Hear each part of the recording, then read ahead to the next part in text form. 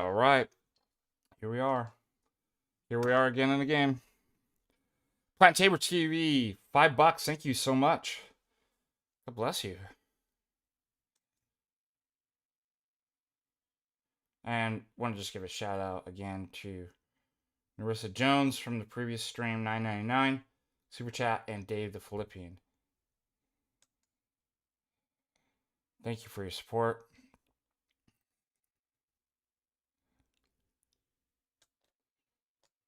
Molly, thank you for putting the course. I'm keeping the courses up. That great deal. This morning, I opened up week 3 assignments, so it's all right. Like, come in late, it's fine. People often go at their own speed anyway, so it doesn't really matter. But it's pretty easy to catch up. So avail of that because that deal won't be offered again at that great of a deal. And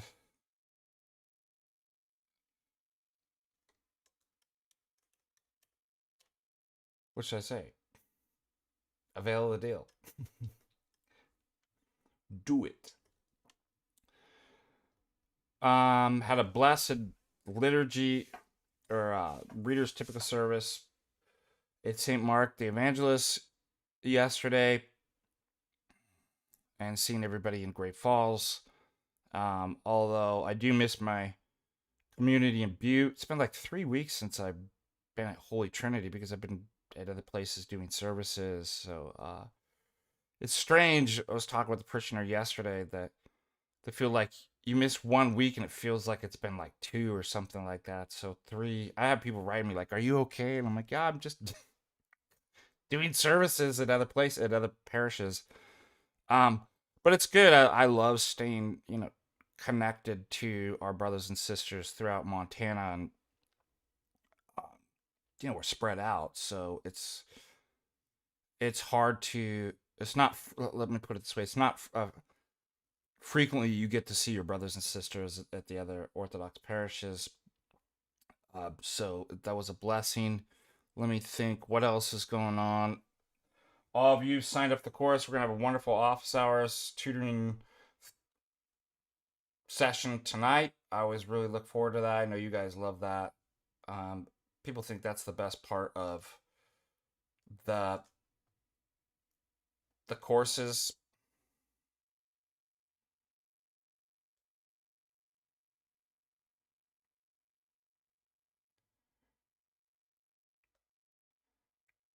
Bill Hicks asked a question. Well, yeah, different jurisdictions celebrate different or list different saints. I mean, we all celebrate the same saints.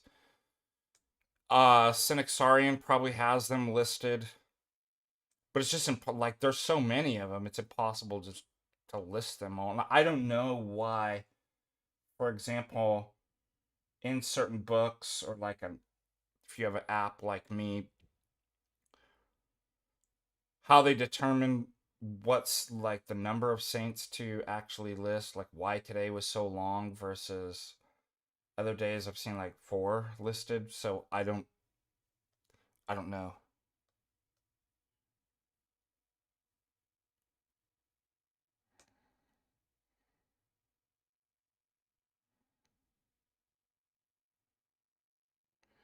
Sorry, stupid. I would contact your priest because your priest has a more intimate, better relationship with you to know exactly what prayers would be good for you, what you need to do. I mean, it's really hard not knowing somebody personally. If you give too much or you give the wrong, I mean, it could throw you off a little bit. So the I would say the best person to ask is your priest knows you, can know what like I'd like you to say these prayers or do these sorts of things as you prepare to be baptized. So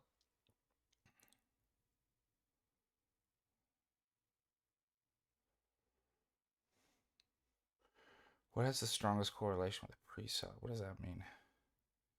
Strongest correlation? Correlation to what?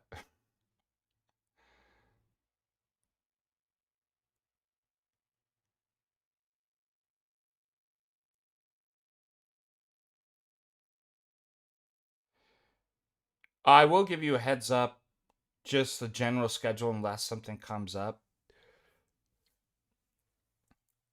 Morning prayers always at 9 or 9:30. Um, um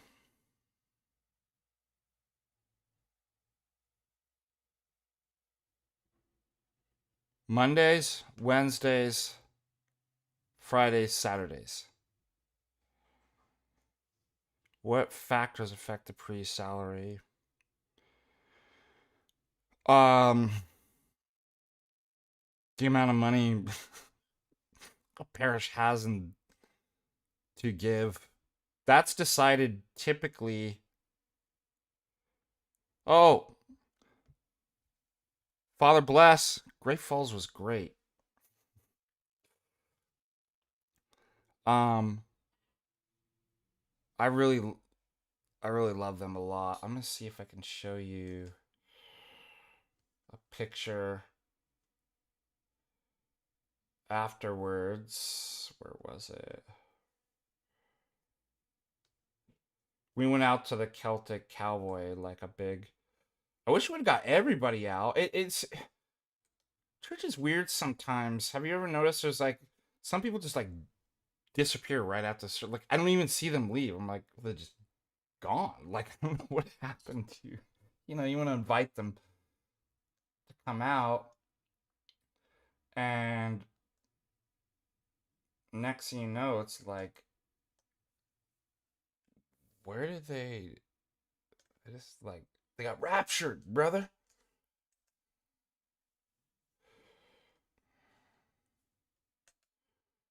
One second.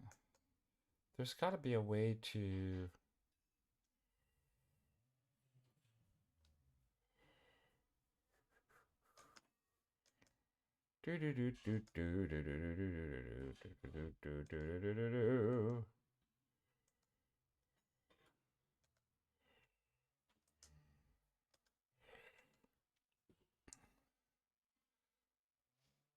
So that was just a fraction of the group at church in Great Falls, St. Mark the Evangelist. And it was just so nice to be out at lunch with all of them after the service and all the kids. And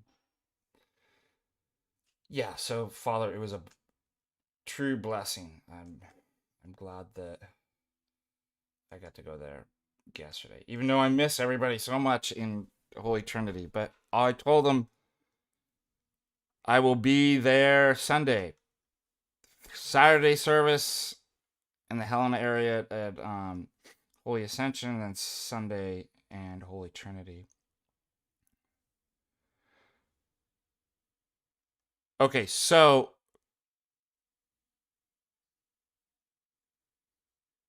what affects pre-salaries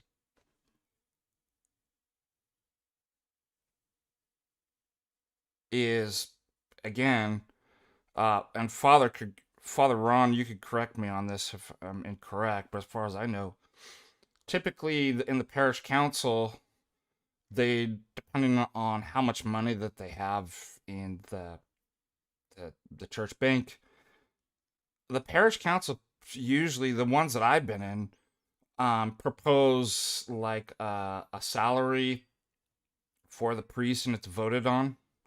And obviously that depends. It's gonna depend on how much money um the people can raise or have in the bank. Does that sound right, Father? I mean, every like, and I've been in like parish councils where, yeah, and then those are other things too. Paid like if the parish is struggling financially, then it's by service, and it's just everything's different. my my spiritual father says once when he's like, "You like money? I release you to the Greeks. You can get paid." My my spiritual father would always tease me about stuff like that. I'm like, I'm not selling my soul for. I'd rather be a poor deacon than the money. um, I was thinking about that the other. I forget if I was talking to my wife about it. Uh, it's good being poor. Actually, I really thank God for that. I'm a full time tenured professor. Like, and it's just when when you're in that state where you don't make a lot of money, like you just depend a lot on God, and God just seems to give me exactly what I need to get by for whatever. And of course, there's always a part of you that's like, wow, if I had more money, I could buy a house.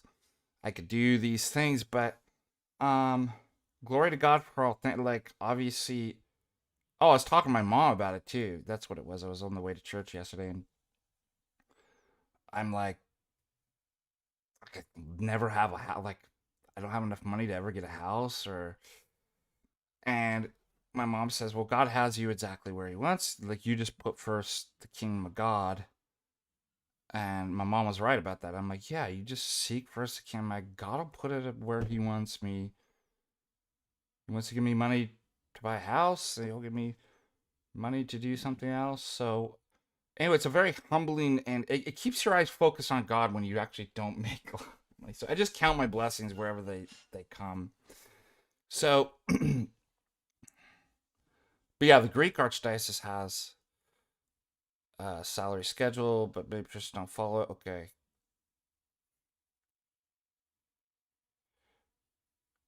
Do you know where this? Do you know where this beanie's from?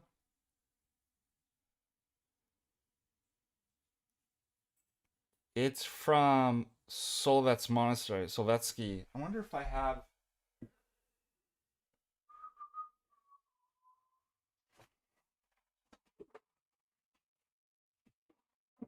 get my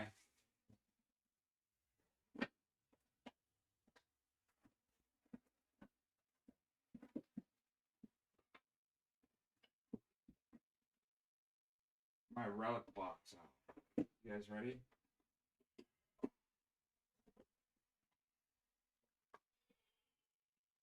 That's from Solvetsky, Solvets Monastery, the highest monastery in most northern in Russia, and this is where the movie The Island Ostrov was filmed. And I bought this beanie there. Nice wool, nice wool beanie.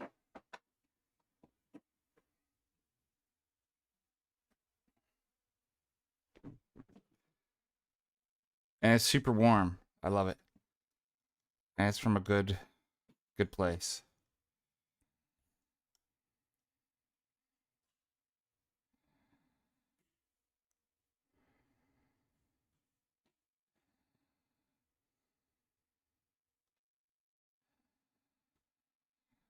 Zapper Solo, thank you for the praise. What's hard is the hard yeah, the praise is the hardest problem is convincing the people isn't the problem isn't hard at all, but really easy. That's the hardest. I was talking to the parishioners yesterday at Great Falls about that. Glad you like that. Um,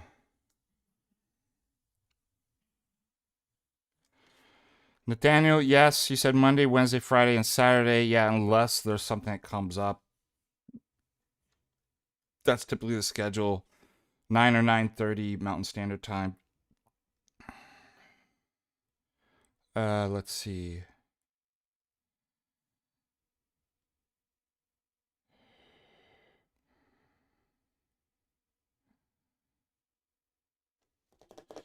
I was on a thought and I got distracted. Oh, this isn't thought, but here's another thought. Gosh dang daylight savings. It messes me up so bad. And it's a weird phenomenon. So you get an extra hour sleep Saturday night, Sunday morning. You'd think you'd feel better. I was exhausted yesterday. I came back from hanging out with the parishioners and having lunch with them at the Celtic Cowboy, which is great. And I'm like, I'm ready to go to bed. And I'm like, it's 5 o'clock. You know that feeling? It's like when you're like almost like jet lagged. You're just like, you're trying to stay up. And I'm just counting. I'm looking at I'm too tired to write. So I forget what. There was some weird movie I watched or something. It wasn't that great. But. And then I'm thinking, well, if I go to bed at 9, that would normally be 10. And I knew this was going to happen. When I'm really tired or something like this, I might go lay down and I won't be able to sleep. So it's exactly what happened. Like I didn't get to sleep till 2. Actually, I feel pretty good this morning. Um, but I don't understand. This is a weird phenomenon. And like, studies have come out like how unhealthy and bad it is for you. Daylights, it's the change in time. And people I heard California even voted, they got rid of it, and nobody will implement it. Like, I just can't figure out why people are like, is it money? What's the issue? I mean, what if like people just like companies and different places, we're not going to recognize. We're like, you're going to have to deal with it. Our company is going to stay at the standard time. What are you going to do about it? And just force people's hands. But nobody will do anything. It's the weirdest. The whole thing is super weird. But what even stranger, if you slept in one day and an extra hour, you're not going to be messed up. What is it about daylight savings that the extra hour totally messes you up? I've talked to multiple people and they're like, I'm all messed up today. I'm like, I know, it'll be a couple days. And what's really interesting, you going to bed an hour early as if you were still following the same schedule doesn't fix it. There's something about the fabric of time itself changes once society just accepts we're falling back an hour. That's crazy, isn't it? If you did it on your own and you slept an extra hour, nothing would happen. But space-time literally changes once everybody just kind of agrees to it. Isn't that odd? And then we're messed up for a week, or worse.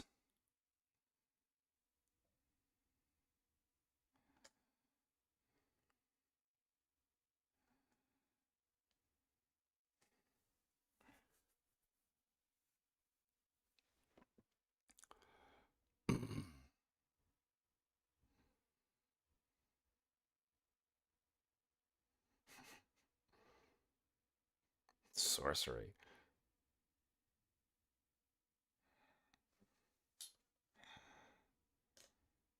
But I actually feel good this one. Like, just like you'd think that me being up at 2, not going to bed till around 2, that I'd feel like, well, I'm certainly one of those people that I can't function on less than 7 hours of sleep. I just turn retarded. I don't.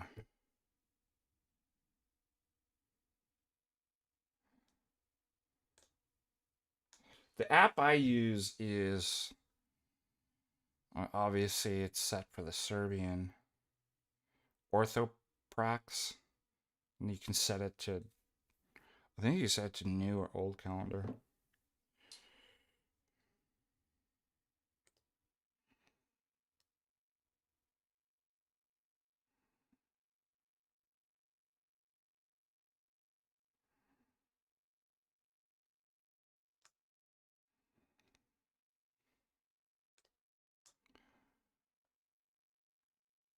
Yeah, it's based mainly on what the Denevu, how do I pronounce it?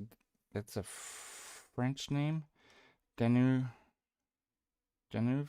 Den, help me out. I'm really bad at pronunciations for some reason. I'm retarded when it comes to, we're retarded with a lot of stuff.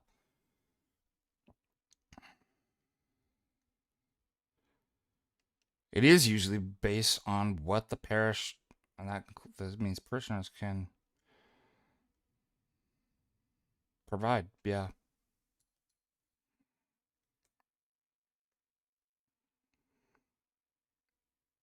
And if you're deacon like me, you don't get paid anything. You do it for free, which is also a blessing.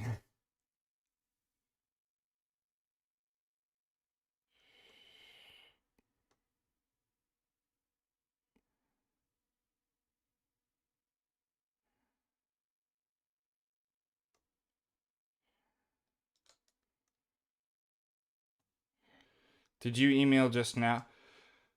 Depends. There's something weird with the Patristic Faith email. One goes to the, if you do info, if you do like Father Ananias, Patristic Faith, it goes straight into, for some reason, if you do info at Patristic Faith, I don't get it. It goes to, my web guy email.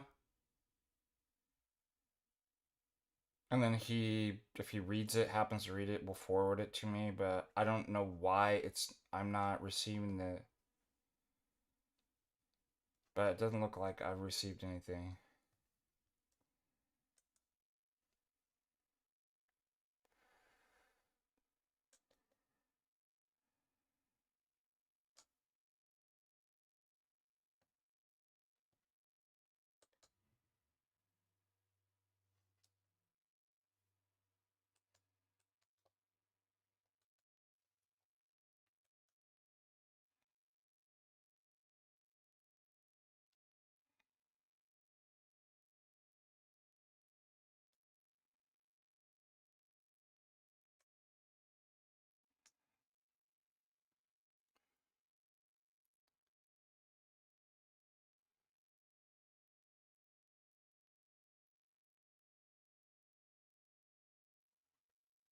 I'm just reading your comments. Don't worry.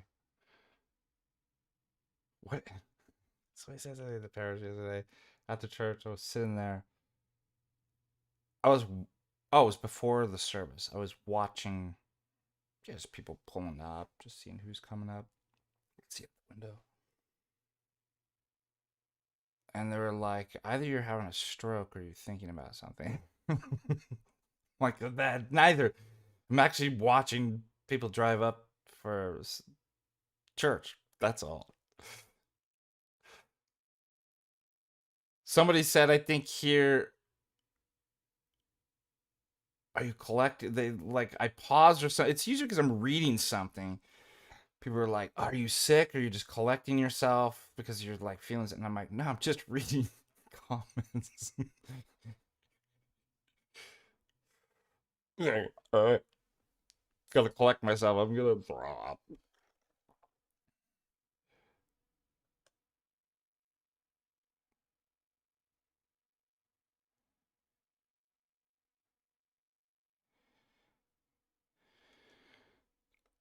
And I'm glad we have Father Ron here. Father Ron is dear friend, and I can't wait to see you again, Father. To come, but as a priest, he can give guidance. I just as a deacon can kind of give you my general sense of being clergy for 9 years. But I would say we've talked. A lot of people just don't know the various kind of issues about being clergy. Um, I would be careful about being ambitious. I think it's perfectly fine to have an open conversation where you're not pushing. Like I want. Remember our Lord's Prayer. He teaches us how to pray. Thy will be done on earth, as not ours. Be open to. It's perfectly fine to talk to your priest, and I'd maybe put it away. Father, do you think that going to seminary in the priesthood, And by priesthood, that also can mean the diaconate, right? Because the diaconate's part of the priesthood. I was having a conversation with somebody a couple days ago, and was like, they had a great attitude. I'm perfectly fine where God wants me to be, either in the priesthood, being a deacon or a presbyter. Thank God they didn't say bishop. I'd feel like really bad. I want to be a bishop. Um, it was kind of right attitude to have. But like, if you just go to the priest and be like, Father, do you think this is something that would be good? Do you see any potential? Do you see that further down the line? I think that kind of talk's fine, but like going, I want, um,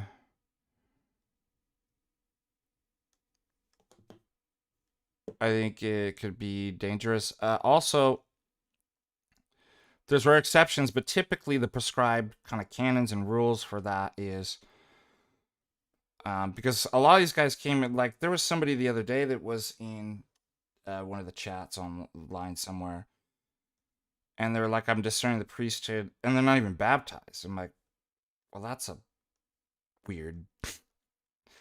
You do know that the rule of thumb is you got to be Orthodox for 3 years before you even go to seminary. And to go into seminary, you need a bachelor's, a 4-year degree. And this person's like, oh, I gotta go to college. I'm like, yeah. Like, you gotta... Then there's another 3 years in seminary.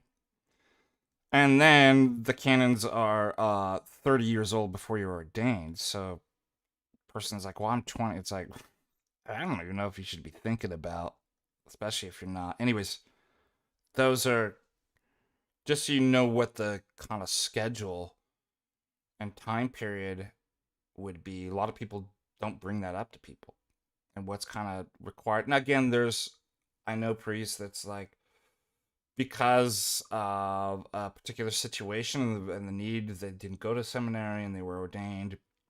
So that can happen, but like, that's not the norm.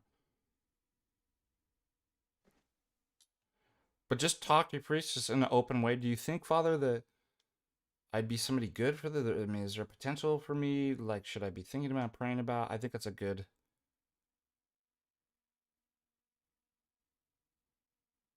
And most clergy, most priests, as Father Ron points out, uh, most parishes don't have enough money to pay a priest a full-time salary, so they have to work a second job. So you got to think about that too.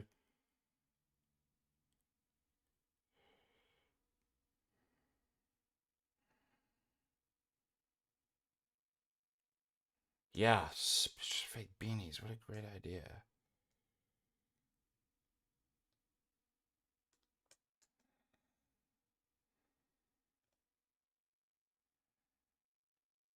Also, I'd like to let everyone know that we clergy up here in Montana have a supplemental seminary program called Montana Experience.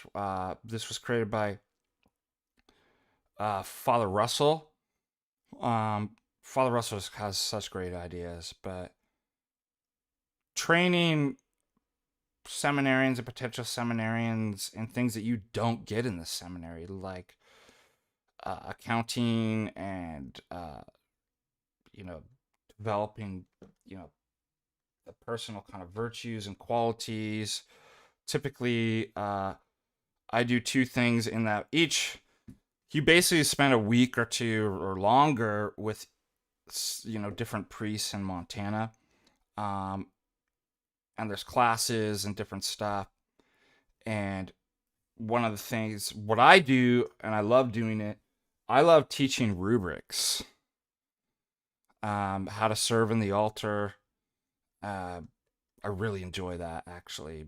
All the different kind of movements and uh, how to do a hierarchical liturgy, and then also a course on the mystical theology and dogmatic theology.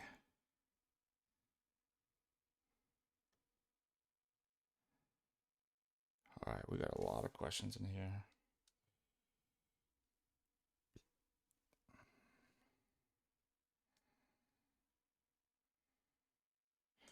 Anyways, that's what his answer. Sour cookies is like, we want that more kind of organic, and we want to build. I mean, the worst thing is like, I hate to say it, looking at like soy and beta and gamma males in the seminary and be like, dear Lord, like that's gonna be our priest. I know we're the priest shortage, but like,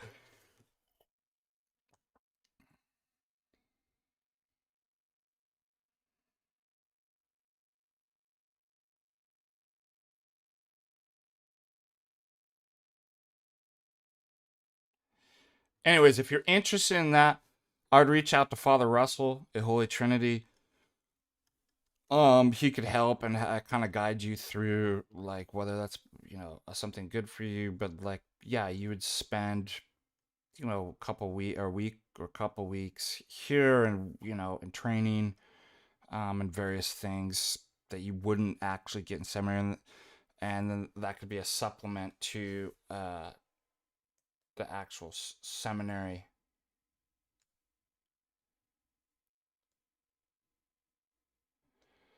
I don't get Nathan's question. Is your argument about accent the same as them? Them? By default, having to choose chaos as the first cause? I don't get. Oh, atheist. I don't get. Probably not, but I'm not understanding what.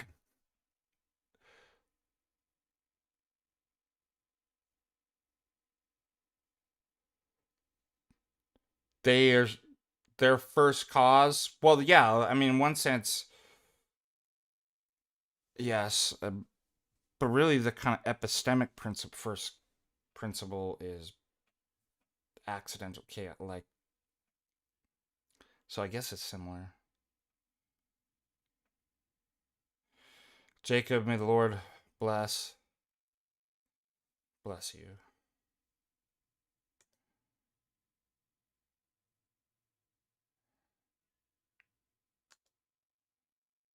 Nathaniel, in your opinion, why do you think the EP and some others seem so determined to reunite with Rome with such significant different issues and as all? By the way, I've seen some priests who are just like, I used how super. Forgive me for judging them, but they're like, it'll never happen. They're both like narcissists, and they wouldn't unite. It's like that's such a normie, low level. You think they're the ones making the decisions on uniting, and it's just left up to them? This is geopolitical influences, pressure from EU higher up, things beyond that as well. State Department. I mean, these intelligence agencies infiltrated Rome a long time ago. They're involved in the Orthodox Church as well. It's just harder because we're decentralized. But like, yeah, it's not about do I want this and would I still be and what about the theology? It has nothing to do with that. It's a geopolitical operation, and you have to understand that. So people are like, "It never happened." They'd never. It's like it's already happening. Like, what are you talking about?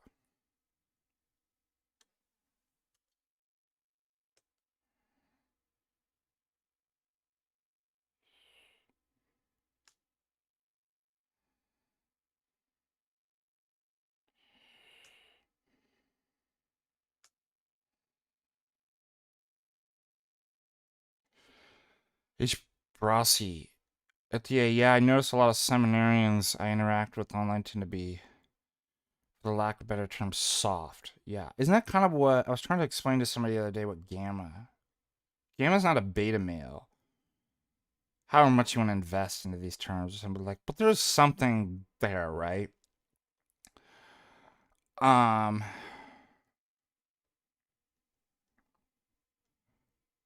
I've talked to Father Russell about that too. I mean, that's why Montana experience would be really great for, like, let's toughen you up a little. Let's make you a man before you become a priest. Yeah, thank you, Sour Cookie. U.S. State Department is why. That's, yeah, among many of the agencies.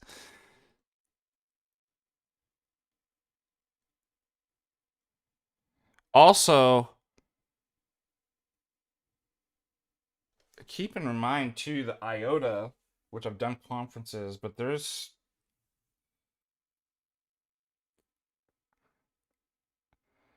none of us conservative, traditional, orthodox scholars who go there are blind to what's going on in IOTA. Okay. We just believe that it's good to have some good guys in there. But they just did Nicaea 2025, which is all about union with Rome. And the word on the ecclesial streets is that, oh, we've fixed all the differences. And if you ask how, they'll say, don't worry about it. It's all. So one way to do is just sweep it under the rug. Yeah, it's actually, it's kind of similar what I hear with, like, maybe not, but kind of, I feel like something similar to, oh, a couple bishops and priests, well, had a meeting with the Orientals and they said everything's okay. Yeah, well, can I see the details of exactly how these issues were resolved? These metaphysical and theological issues that seem to be irreconcilable. Well, don't worry about it. They just agreed it's just an issue of language. Let's just sweep it under the rug. I feel it's even worse what's kind of going on with the EP and Rome. Don't worry about it. It's all fixed. There's not obviously a problem with the filioque, where there's a way to and you don't need to worry about that. How about that? The EP lifted the anathema.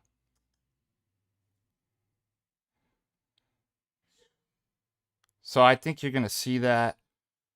I don't know if it'll come to, like, I was talking with a friend about a couple nights ago. I went to high school, junior high with this friend, and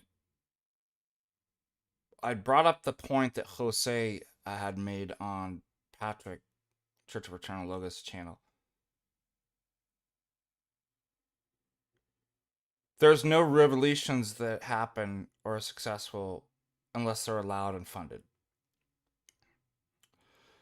So I think we were talking about, he was saying, I mean, he's a very, very conservative, traditional person. He wasn't saying he supported, but he just thought it was an amazing that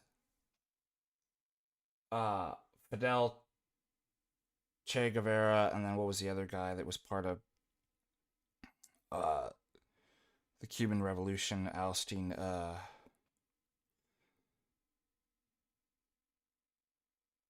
the previous regime. What was the third guy that was involved? Big player. I loaned my Che Guevara book out, so I can't pull it out. And I'm like, there's no way that was just grassroots, organic. Just a medical student and a lawyer get together and overthrow Batista's regime and lead one of the most successful revolutions. I'm not buying it. Like, it was like, whoa, the Soviets did fund them later, but not. And I'm like, it's just so low tier. Like, that stuff doesn't happen. And also, too, it doesn't have to be like everything is determined and controlled. Like, again, how the very fact that these people are reading Marxist stuff and Marx is getting into the university is part of the plan too. And I would also say, relating to this, I'm not saying there actually isn't individual agency, that people don't have free will and do. I'm saying it's planned out at a very sophisticated level. Think tanks, NGOs, uh, State Department, CIA, OSS, all these, Bilderberg, like, and I don't think there's just one plan. So, because human beings are somewhat unpredictable, things happen. Go, oh shoot, didn't work out how we want, but we have a contingency plan. I think something like that's probably going on with the EP, and like, I don't know if it'll come to fruition. Like, I'm sure that they have planned out other ways of, moving into a globalist, one world, kind of one religion. Anyways, that's just my thoughts.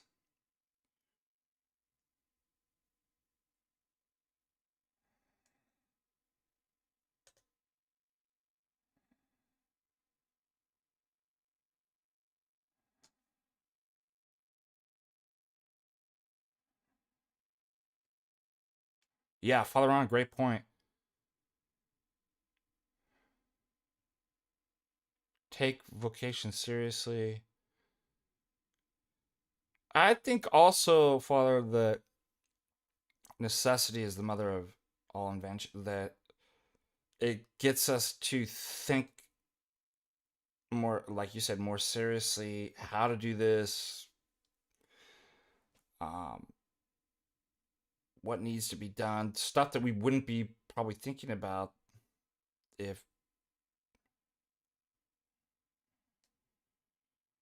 we didn't have kind of a crisis.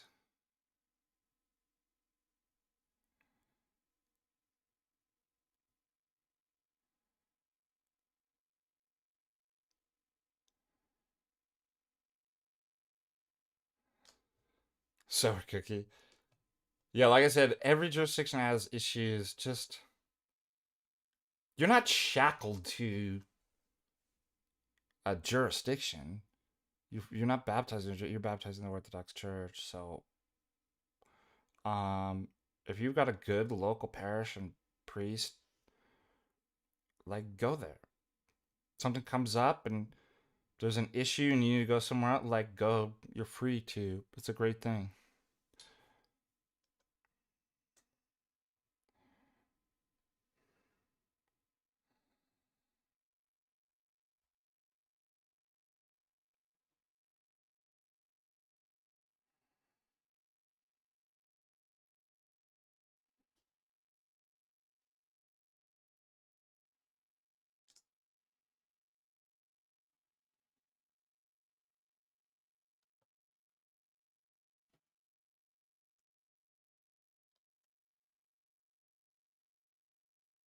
I'm reading.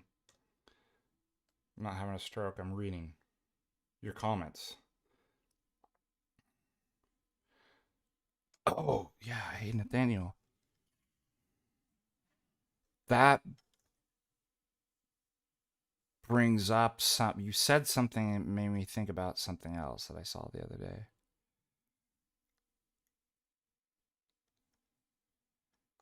So, do you know Mormons? I saw these interchanges between Jim Bob and the Mormons. So, the Mormons believe in the great apostasy. And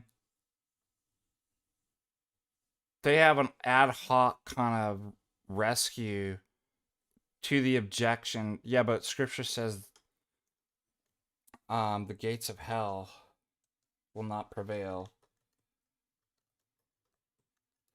against the church. Have you heard what their response is? They changed the kind of typical understanding and meaning of that. Um,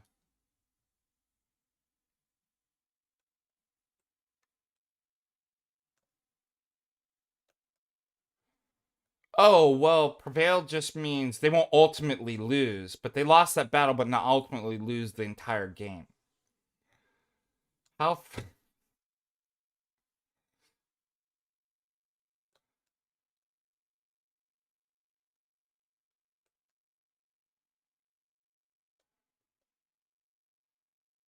How funny is that?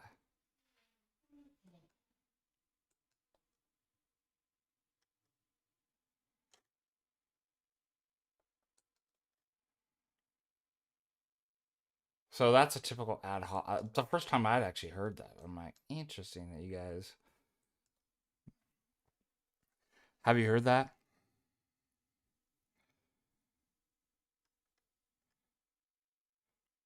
What's so funny is they were using these analogies of like a sports team or something. It's like just because they lost a game, all the gates hell won't prevail against it. The team will ultimately win the World Series or something like. Yeah, but that's not that's a false analogy because you're saying there was no team and then a team was recreated. There's a period of time like that seems like an essential defeat, right? Oh, we'll just create a new team and all that Bible verse means is that ultimately we will still be playing baseball in this celestial eternity. It's just there was a time when there was no team. I mean, what a stupid.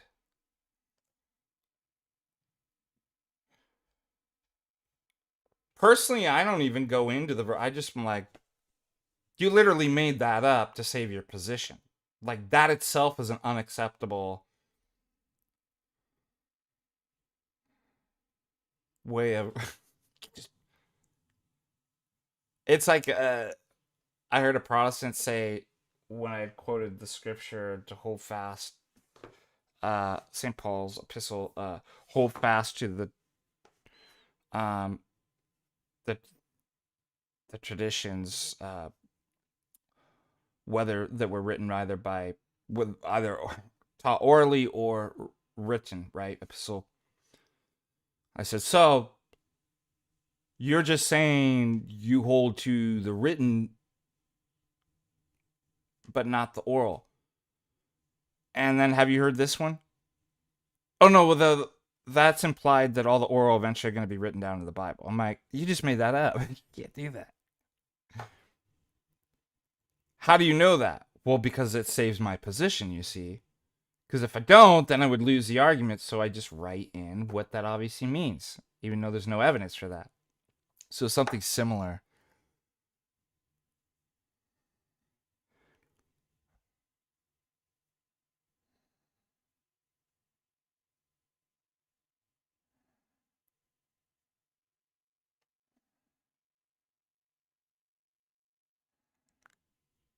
Dominic has a great question. I'll tell you exactly. This was brought up catechesis continuing education class the other day because people watch Bishop Irenaeus' video. Um,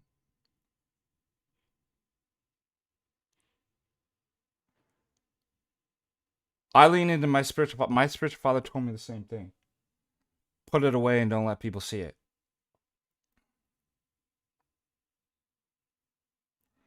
And I was talking with a godson. I'm like, I get it. Like when I converted, I was wearing those things. I had the prayer rope out so everybody could see. Um, not because I was insecure and want people like I was just so happy that I found orthodoxy, and you just want to share this jewel with, and you like the ascetic, you like everything about orthodoxy. If the world could just see that, right? And he's like, you've been duped your whole life, and then you finally find the fullness of truth, and you're just so excited, and you just want the world to see. I get it. That's how I was. But I've always obeyed my spiritual father. Even when there's times I doubt him, like ultimately I trust him, and he's always been right. And he said, "Don't wear it. Like put it. Let your orthodoxy shine through your actions, where people can't see the kind of outward, but the inward." So I'm not kind of a legalist. I'm not gonna be like you can't. But the general principle behind what Bishop Irenaeus and my spiritual father, it's like, yeah, that's true. I, I, generally agree with. You probably shouldn't. Um, I think their reasoning is quite good.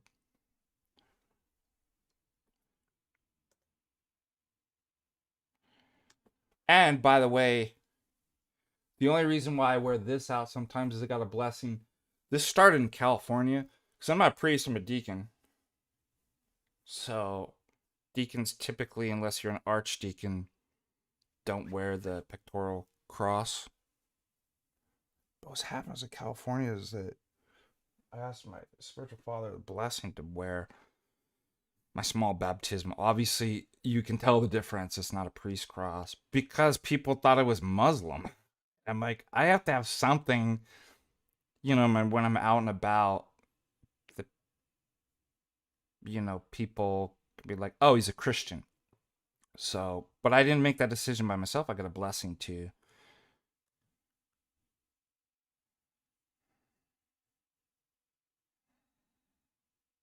Yeah, it's DJ. That's what my spiritual father. But he told me that before. I mean, obviously before I'm clergy. And then I think Bishop Aaron said too, like people bring it out in liturgy. It's like he was saying you're not supposed to typically, and again, it's not a legalistic statutory. It's in terms of kind of pragmatics. Um, I had one parishioner. I can't remember who. I asked Father Russell's blessing to speak to the parishioner, but I noticed that something was happening when people who are new reading books. I'm like, they're not absorbing the liturgy. They're actually distracted. So I asked one of the parishioners, I'm like, don't follow along in the book. Like, don't need it. I want you to look. Uh, and they're not baptized yet, so that's why I'm kind of new. I'm like, absorb it all. Just look at all the different movements, the sounds. Maybe kind of think, oh, I wonder why they do. Just soak it all in. And I think there's something similar too with like using the prayer rope. Unless you're like magnificent and somehow you can like be attentive to multiple prayers at the same time while you're like probably shouldn't. Yeah, like focus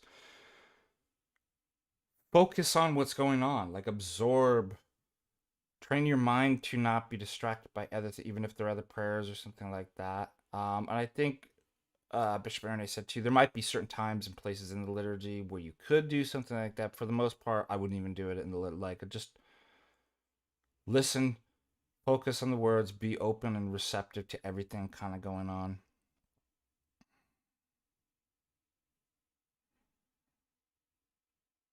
Do people in I don't know. I actually don't pay attention. I feel like a hypocrite. I'm the most inattentive deacon that says, let us attend more than anybody. Like, I don't pay much attention to, because especially because those things are kind of small. I don't know. Now I'll look for, but I typically don't see people like pulling out their prayer ropes and stuff in like liturgy or something like that. But I don't actually know what they're, I mean, I've seen a couple, but like as far as most people, I don't think so in their Serbian parish where the. But now I'm gonna be like looking. There they are, right there.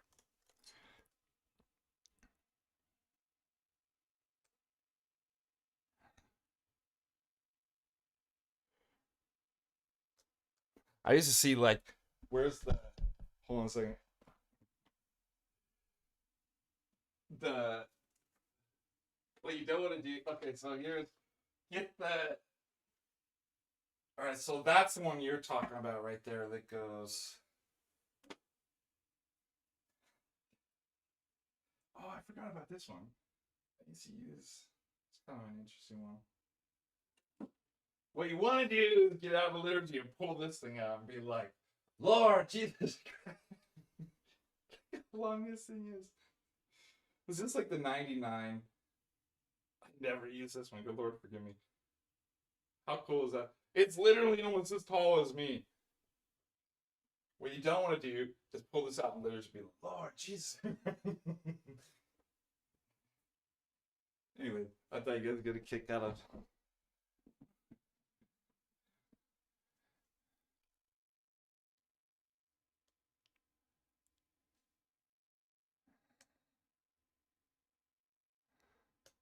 You're the most. What you want to do is just show everybody in the church just how pious you are. That's sarcasm. Don't do it. Remember, I always have to explain.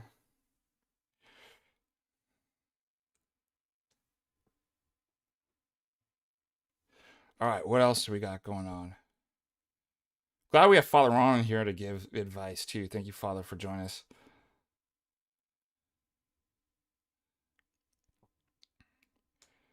I almost feel like playing that song, Alberta. Alberta.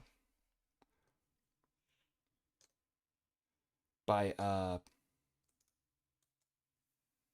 I play it, I get dinged. I can't even play songs on my guitar for you guys because Doc Watson's.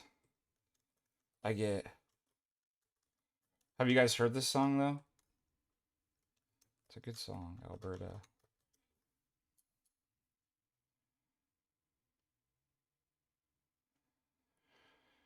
Because they get demonetized, even if I play. But if I could, I would.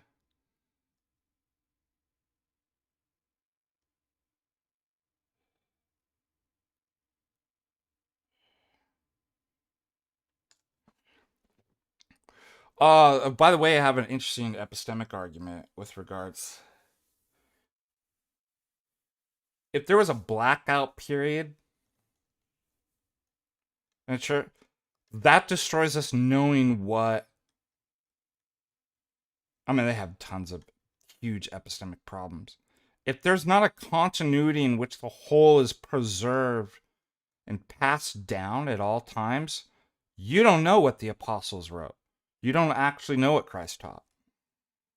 So, congratulations. That's also the argument that I give to them. If your weird Montanism, right, that, new public revelations could be given, you actually don't even know what the original is. Why? Because you can just claim, well, it's a new public revelation. It must be complete and received once for all, not twice, 3 times, 5 to the saints. So I wouldn't even get into the kind of exegesis like, what does that mean? I'd be like, congratulations, that's a defeater for knowing anything theological or what the apostles. They never care. I mean, it's like they'll just double down and just end up repeating, but that's typically the way that I would.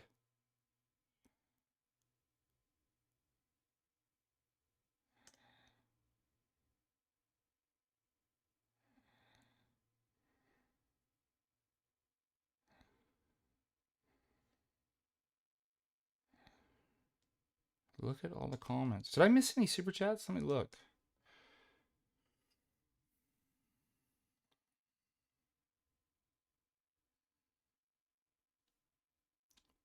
I did.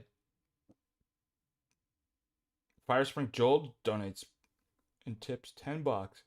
When should someone who is an inquirer start trying to learn how to cross themselves, venerate the icons, well,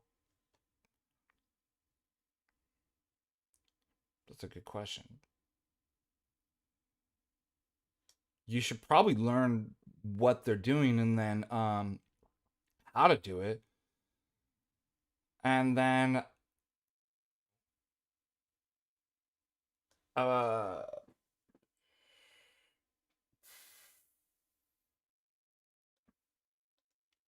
a comfort level, if like you feel uneasy or something, like there's nothing that's like statutory that's like you have to. But kind of mimesis, imitation, like you'll start to see, if you feel comfortable. Obviously the first places are in the name of the Father, Son, and the Holy Spirit. Anytime, typically the name of Christ is mentioned, we do, and even the Theotokos. um, you'll start to kind of learn, like, so those are the kind of basics. And if you, it's again, it's not a legalistic way, but like the correct way, if you wanted to, like when you venerate icons, is one, bow. I have an icon right here. Two, bow. Kiss the hand, okay, of the saint. I heard also that kissing the foot can be, um, don't kiss on the face or different places in the icon, but it's typically like a hand or a foot. Um, then one more after the kiss. That's typically how. Um, and I've even seen people just like sometimes the iconostas, like it's too, because the lampadas, like it's too hard to get in to kiss. Like when I'm doing the entrance prayers, I'll take my kiss to and touch the hand or foot of Christ or the Mother of God. Like that's fine, but just just let it flow organically. Just kind of don't feel weird, but like, oh, I'm not doing it right, or like I didn't do it like enough times, and throw that out. There's no legalism in it whatsoever. Good question though. Thank you for the super chat.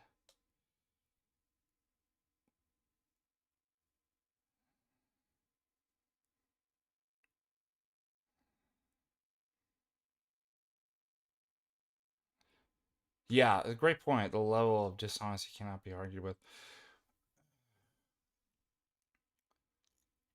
Looks like we got another super chat. Yay! $20. Caleb, thank you. Father Deacon, questions about the law of identity. Are there any good introductory papers on the subject and its changeability, a part of identity? Mugs being breakable. I'm sure there's tons of. If you go into academia.edu, if you want to get, even more, if you have access to somewhere like JSTOR, I'm sure.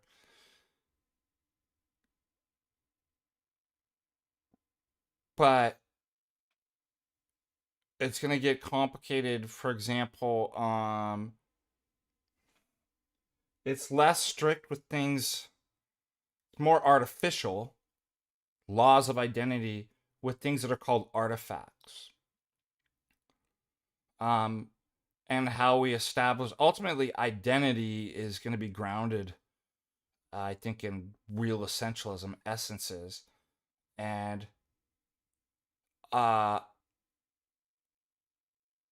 artifacts don't have essences the way living things do.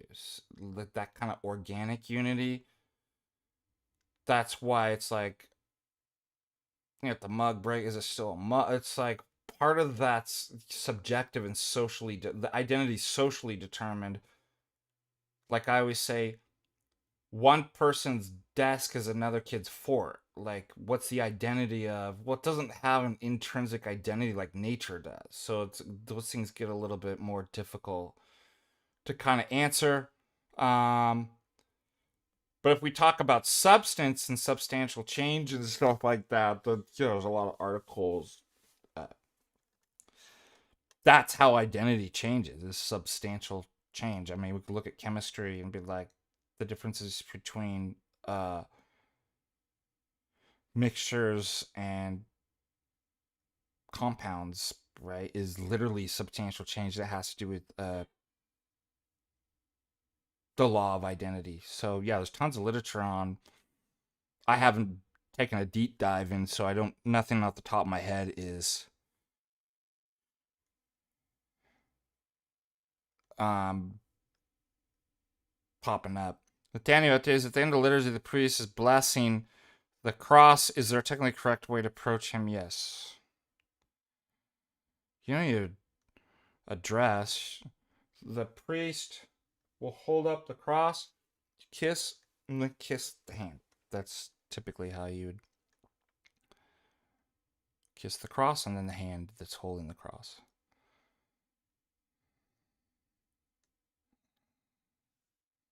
And you don't need to cross yourself when you do that. He's already blessing you with the cross, so.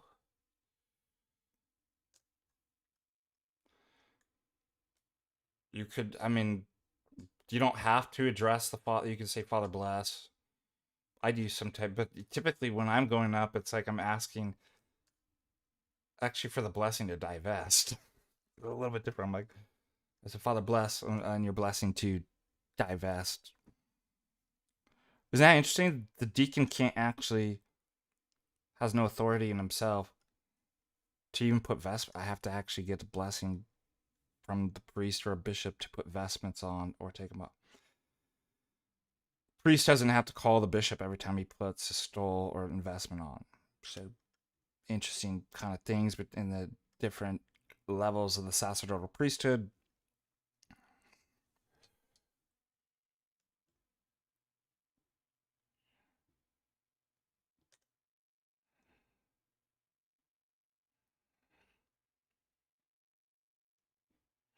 I've seen some people venerate after they receive. There's a tradition to kiss, especially in the Slavic and Russian. You might have it in the Romanian too, if I remember, to kiss the rim as if it were the ribs of Christ after you partake, and then kiss the chalice, the rim of the chalice. Not required, it's just a tradition.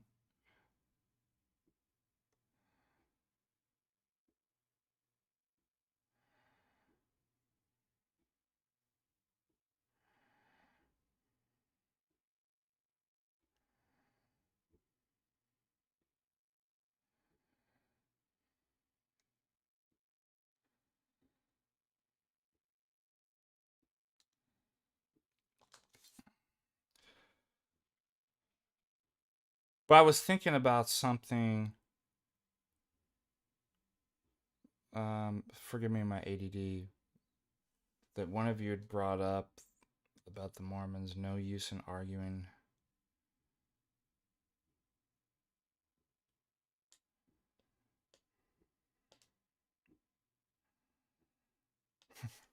It's always funny things that go through my head. Things that I don't say.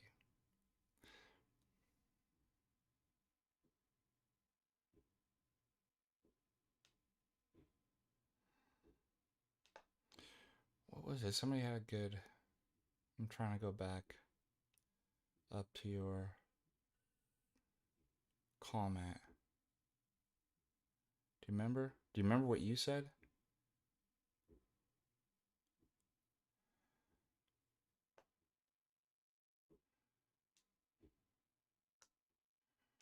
No use in arguing with somebody.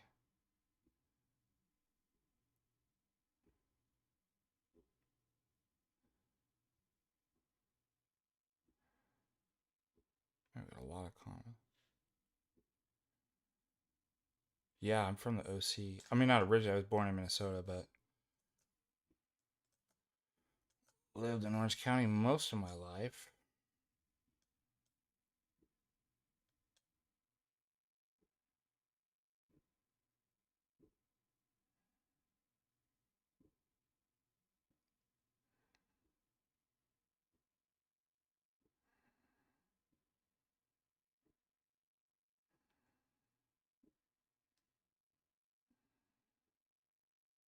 Where is it? It's so crazy. I can't find your comment now.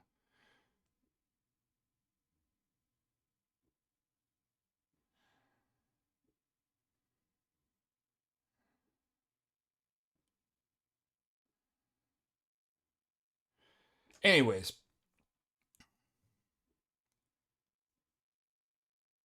yes, yes. Thank you. God, I found it. You repeated it. Can't argue with that type of dishonesty. Okay. So on Facebook, isn't it interesting that Facebook? So it used to be that Twitter, which is now X, formerly known as Twitter, um, it's seeming more aggravating and aggressive and divisive, causing discord than Facebook. Facebook was just kind of the normie boomer I actually find Facebook's worse. Like, I could argue perfectly well without getting upset on X. And then I just, like, somebody comes, I could just block them. But Facebook, I really have to never do.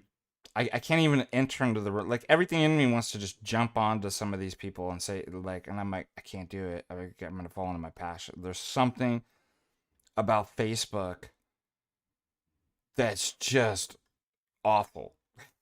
I can't really figure out what exactly changed between the X and the Facebook. Um, you still have blocking options too, so I really don't get why. But there's a mentality on Facebook too that kind of like this, like total like there's nothing you can say to these people. So there's a couple different things that I saw.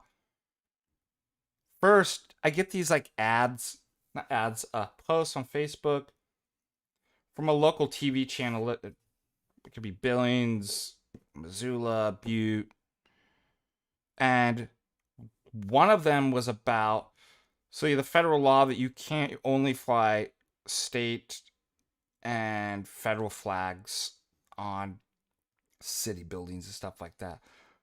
So you got to take the Skittles pride flags down. Missoula, which is crazy liberal, it's like Portland, and not as bad, but like the people look. I actually think they're actually from Seattle and Portland. Most of them actually. And there's really cool elements about the city, but like it's liberal. It's one of the most liberal cities in Montana, and so they voted to make the official the Pride Skittle flag one of the official city flags. Anyways, and there's a lot of pushback against. So you have the people, and it's split 50-50, sometimes more liberals. And what's crazy is that I'm like, Montana is extremely conservative. So what that means is the liberal leftoids are just more outspoken. And so you get the people that come on, like, get this stuff out of here. This has no place, on government buildings. And then you got the leftoids come in. Oh, you must be a maggot Trumper. Like, anything I don't like must be MAGA. Like, what a stupid. I almost feel like said, like, oh, I'm not MAGA. I'm far worse than that to you. Like, I'm way different than MAGA. You don't even know. It's a position that would be a lot worse from your view than MAGA. You almost tempted to say, like, but again, they're like, oh my God, it's a fascist then. It's like, not a fascist. Like, you have no idea, like, where politically it coming from. Anyways, you feel like saying that, but it's like, but it's just a way to deflect. Anyways, then this person comes in and starts making fun of, like, obviously, the person's defending this and being like, oh, you have she, they, them, him in your body. Like, oh, you should look up scientific journals on. I wish I could find it and pull it up and just show you how ridiculous, like, the infighting is on these Facebook pages. You should see the biological genetic intersectionality that science has proven of many different species. This guy is like, you mean birth defects? And then, like, this stuff's so manufactured. Like, their arguments are literally manufactured. I remember when I got in this argument with the guy 4 years ago on the lift from Missoula, crazy enough, that he was like, started saying the same thing. I was like, what do birth defects have to do with the trans stuff and gender? Like, what are you talking about? He's like, the guy literally started crying on the lift. I'm like, are you crying? I'm like, what is the matter? What's the matter with you?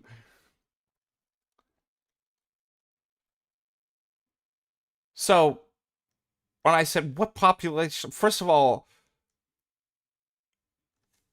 three things. whatever you talk, I've seen those cases. What is that? 0.001% of society, and the guy was like, "No, it's really hard. Like, it's 10%." Or like they just make up some stupid number. I'm like, no, it's not. Number two, those intersexuality, the intersect, they always develop. They are birth defects, and they always develop one or two ways, male or female. So, that doesn't work. Number three, are you telling me everybody that's trans, if we did a genetic test on them, would have this? I thought the whole was gender is what isn't biological. It's sociological. It's what you identify as. So that's a total red herring. These people are so stupid and dishonest and brainwashed. I was like, there's no, I don't know why Montanans even go onto these pages and are. I'm like, there's nothing you're going to say that's going to change their mind on. As my wife says, do you really think you could reason with somebody who thinks a man can be a woman? I'm like, that's a great way to put it, sweetheart. That's, but then the more unfortunate thing is stuff that I'm seeing in Orthodoxy, and I'll pull up. It's upsetting. I just have to like put it away and pray. Like, I'm glad we have those morning prayers because it's just. And I'm gonna start making a habit where I don't open on my phone until I've done the full morning prayer. Now, the first thing I do is always my prayer rule, and then I make a cup of coffee and I pull out my phone, and then I get upset. I'm looking at this. I'm just like, maybe I should practice. I'm not gonna do it until I do the full morning prayers that we do, and then I'm gonna try it. I'm gonna report back. I'm gonna start doing that. Try to make a habit of that, and then report back to you how I feel. I bet I'll feel better.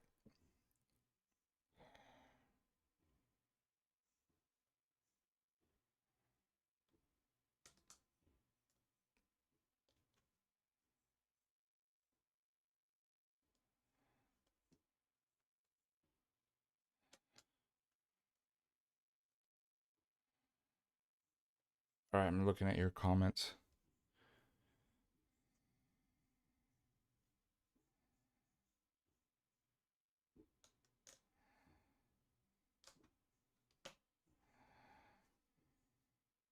Oh, the other one. Everybody's complaining about ICE. ICE is nailing it, man. Have you seen their X account? Like, makes me want to go join up. Whoever's running ICE's social media is awesome. Like, I just cracking up at like some of the videos.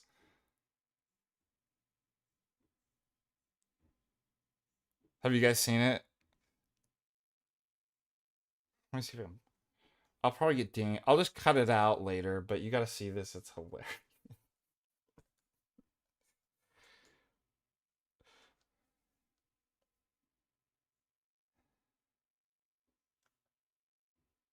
H. Brossi, thanks for reposting the stream. But let's watch.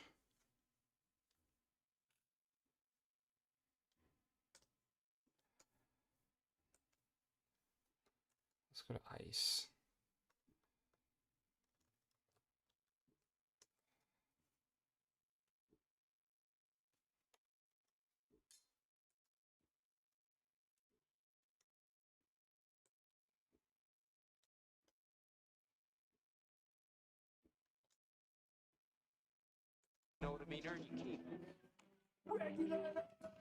Yeah, this is it.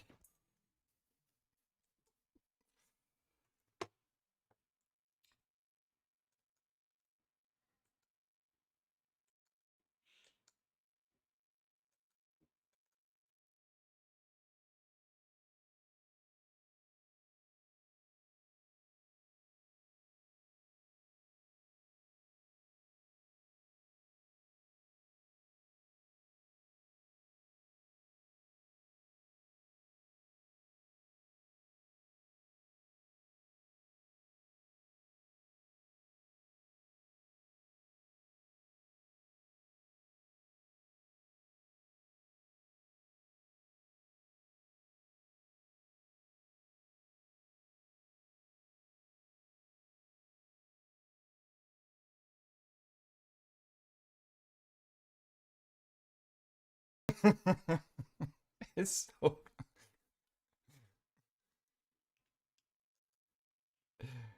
Oh my gosh, it is so funny, and they have like tons of whoever's running it doing a good job of.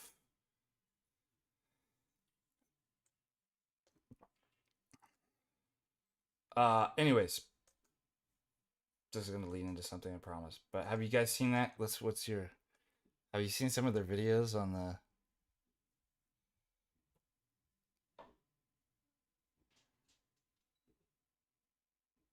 Yeah, they've been doing incredible social media work.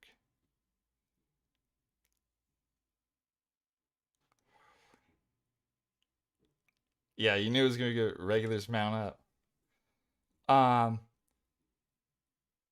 so leftoids are losing their mind, and they're like, when are officers supposed to be like masked up and not have their badge?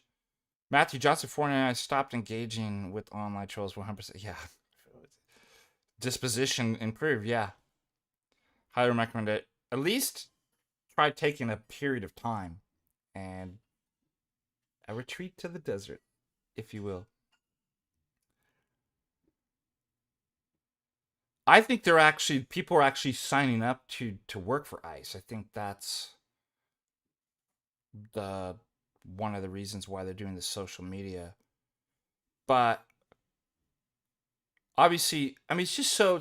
I'm going back to the comment about like you can't argue with somebody who's purposely dishonest. Um, there's a reason why they're. First of all, they don't have to identify themselves. Does every agent that works in law enforcement have to? There's no like. Do undercover have to? They're not undercover. There's a reason why they're wearing masks. Is because the leftoids are so crazy. They're trying to kill and dox like they were like, "Oh, I thought you didn't like masks with the anti." It's like one's breaking the law and one's enforcing it. And one has to wear a mask and hide their identity, just like analogously that you have to do undercover because their lives and families are at threat. Do you think these people care? They don't care. Number two, they were like, "What about the Miranda rights being? You have to show an arrest warrant and." They're quoting all this stuff and look, this is the overreach of the. First of all, I think we're at the point where like I don't think anybody cares. And they were like, they're gonna come for you next. I'm like, they're not coming for me. But you're a moron. There's no habeas corpus being suspended. Miranda rights don't. You know why? Because immigration's handled not in the criminal courts. It's handed over to civil. So they always say that,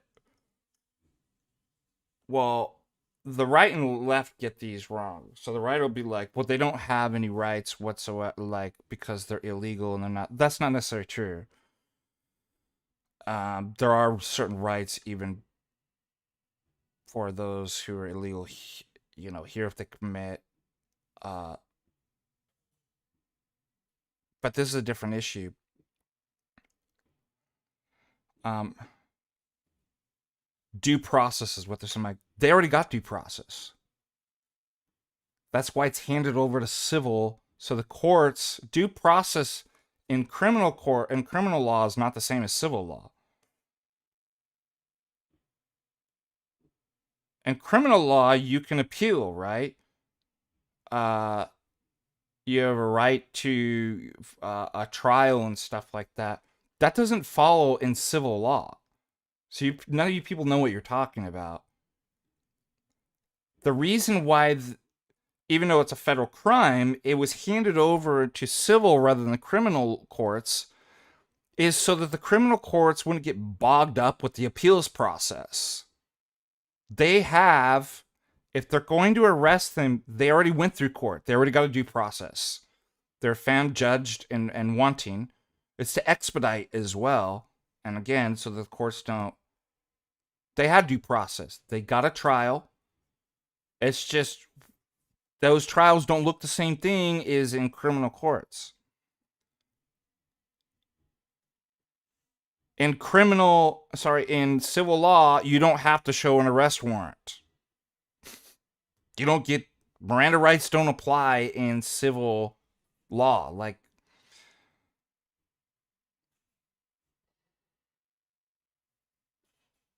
they had an immigration hearing. The judge, and they don't even have to be present for that. There's an immigration judge that looks at the evidence, and makes a determination. Like, you don't need to announce it. You don't need to give it they're not even arrests. They're deportations. They've already been judged and went through the due process. Like, these leftoids don't care. Like, I mean, that's why I was like looking in the comments on the Facebook on this stuff, and I'm like, why are people even arguing with these? There's nothing you can say to these people.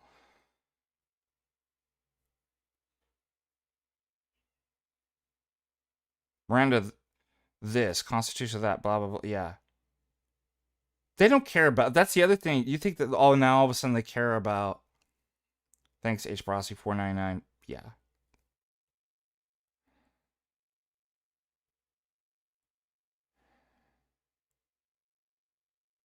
Yes, V. Scott. So V. Scott, you know what I'm talking. Like, people even on the right don't even know this. They're just like, they don't have rights. I'm like, that's not the issue. That's not actually exactly true. It's an issue of, it's a federal crime to come across, but it was handed over to civil courts and civil law, and that works very different than criminal courts as far as due process or like under all of this stuff.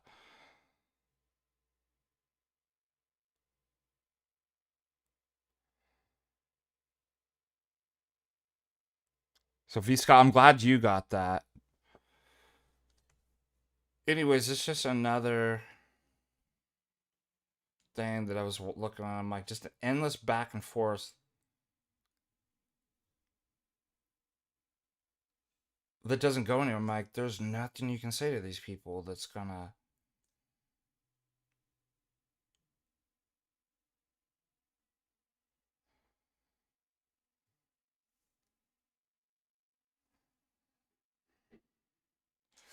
Yeah, this is suicidal empathy too.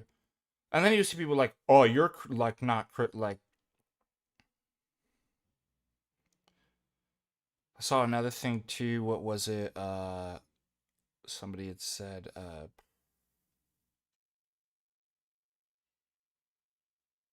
something with religions, something like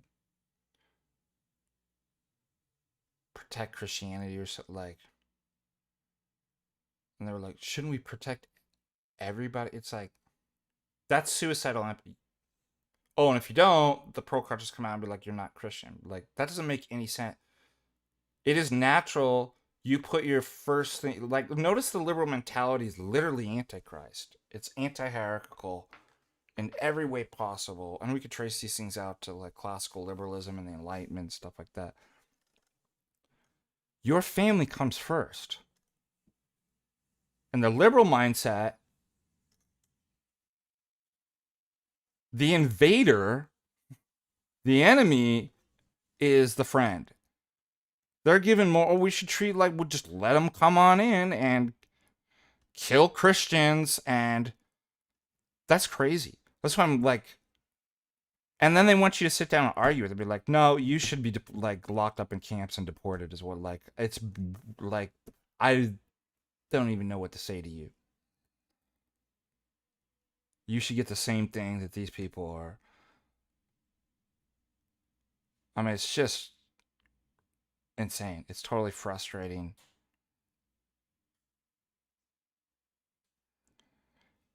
They want you to hate your family and your own group.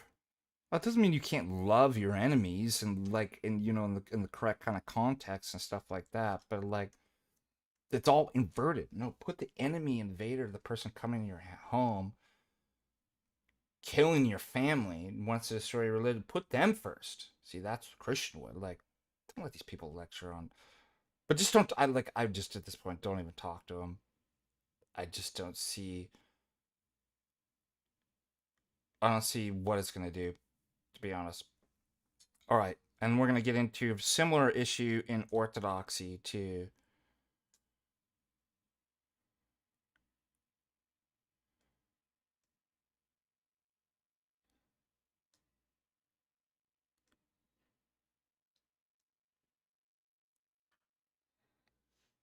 Yeah, and why do you, if you've already been found, yeah, you're guilty, right? And you're like, it just makes it like deporting doesn't need a warrant. Like, it's already done. You're not being arrested, you're being removed.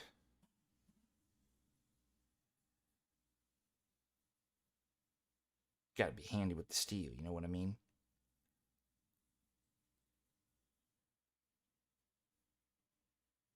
All right, the next one that's interesting.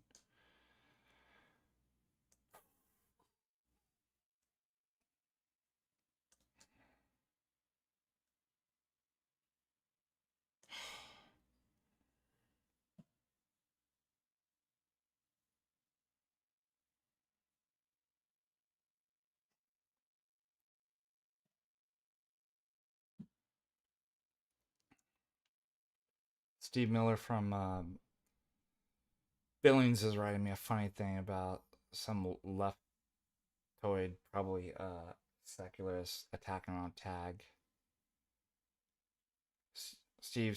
Miller says, basic question to understand your epistemic grounding aren't a trap. LOL. To answer your questions, the secularist paradigm is what you espouse, and I believe the truth is a person. This view is coherent as to our shoulds and why we ought to pursue truth. In secular paradigm, shoulds boil down to preferences. Good job, Steve. And have no more or less grounding than the next person's preferences. This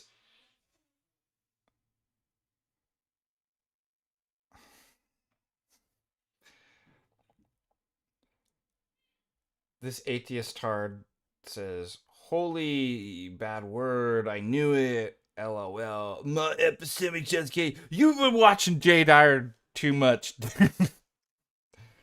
I can smell your tag a mile away.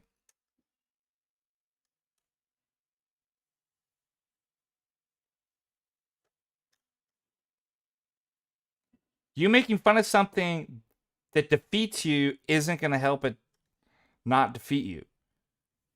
Congratulations. Anyway, thank you, Steve. If you're out there, how about a Steve Miller? What a retard.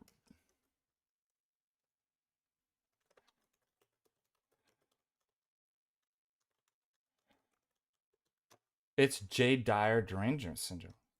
Anything that destroys my position, I just make fun of and blame it on Jay.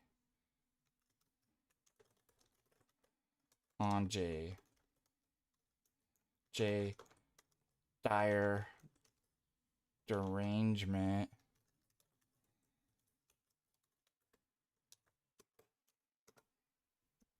Yet we're undefeated. Like, isn't that funny? You guys can never not. You can the very best you can't. So all you can do is just be like, "Oh, I knew Jadar, Father Deacon." And that's like, you're right.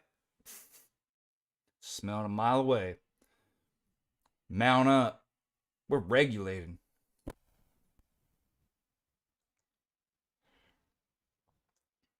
All right, I got one for you.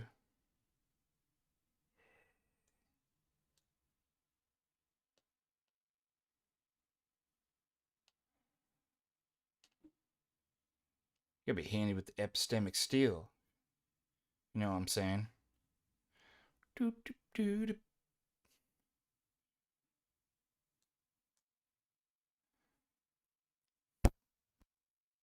J. Dyer genetic fallacy. I came from J. Dyer. Oh. And you're still wrong.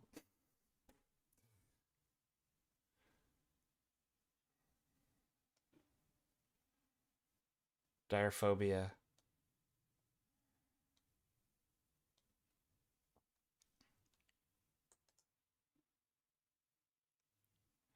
DDS.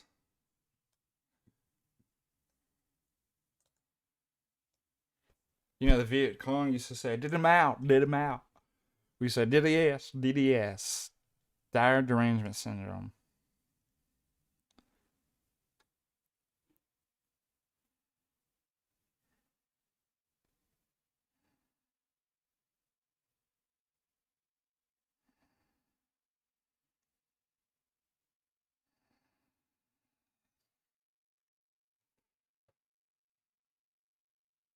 All right.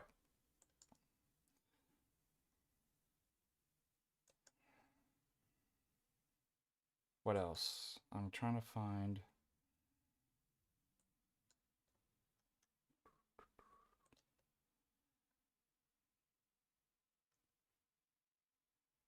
Uh-oh. One of two men struck by a motorist in Butte Saturday has died. Lord have mercy.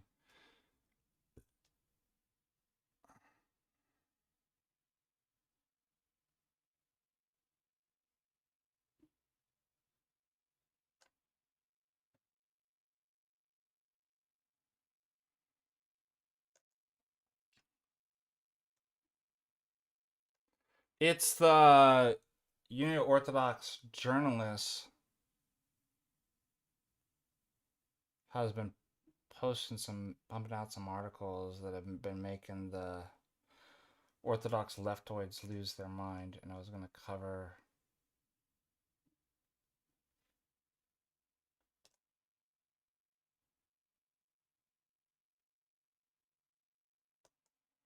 Oh, I remember this parish.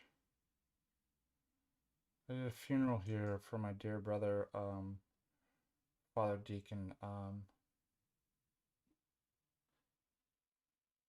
He passed away.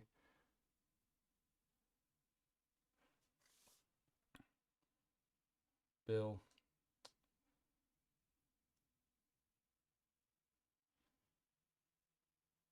I even have. I keep. His Orthodox name's Polycarp. You gotta see this. Father was asking me about it the other day.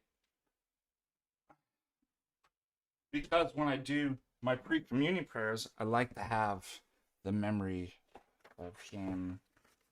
But this was.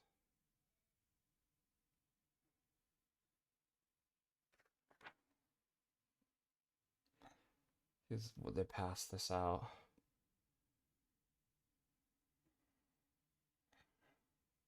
And we did the funeral.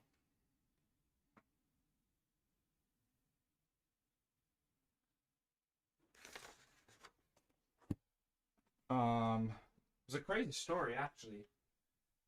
So,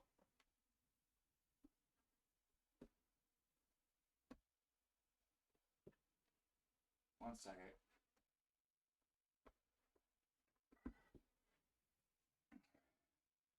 He had cancer. He'd been struggling for a while, and then I came back, and he passed away. He had moved up to Seattle, Washington, after being in Southern California, where I knew him, and Father Florin Iftrod and Reader Spencer Bates. Father Florin took over the parish that basically Deacon Polycarp actually started and was maintaining before he went to Seattle, Washington. And Reader Spencer was obviously a parishioner there in Pomona. And this is called St. Anne's in Pomona. And then, so obviously he passed away, and the funeral was pretty soon. And like I looked at tickets, and I was just like, plane tickets were so expensive. I was like, I don't think I can go. Like, I felt terrible. Then Father Florin called me, and he was like, "We're doing a road trip with Reader Spencer Bates, and we're gonna drive up like 48-hour drive from California to Seattle nonstop." And there was this crazy winter storm, and we're like gonna do it for our brother. We're gonna, you know, bury our brother, and like we love him. And then I remember getting a phone call from my bishop. You can see him here at the auxiliary. He was like, "What are you guys doing?" Like, because it was a crazy storm. This is, by the way, the parish that we buried. Um, it's the Three Holy Hierarchs in Mountain Lake Terrace. Beautiful parish. But I remember I was like, "Well, we could, Your Grace tells Eminence that uh we couldn't afford the plane tickets and we had to come up here. But like people were getting stranded and the Lord blessed us. Like that was a crazy snowstorm going up through the mountains, but wonderful parish there. Anyways, that just popped up and I just was thinking about my dear brother. Who's that in the background? I feel like I know that guy.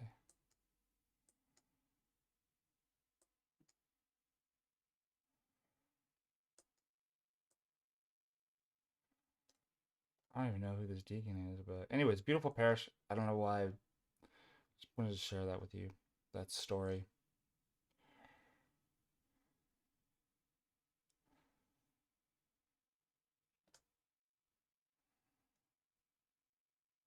I want to find. Oh my gosh, that's so good.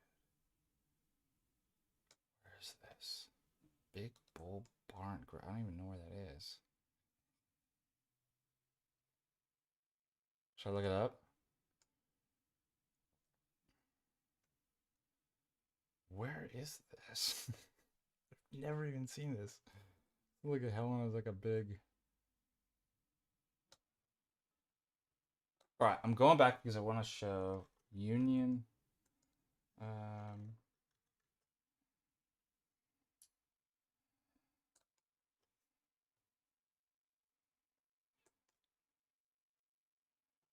Okay, you all seen this? UOJ, and they publish different articles.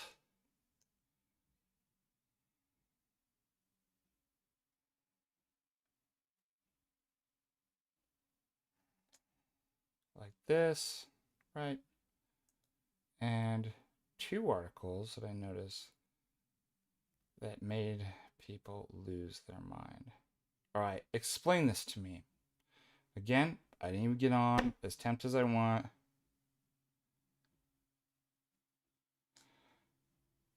This gentleman, Michael Davis, publishes an article, Roots of Orthodoxy, a warning.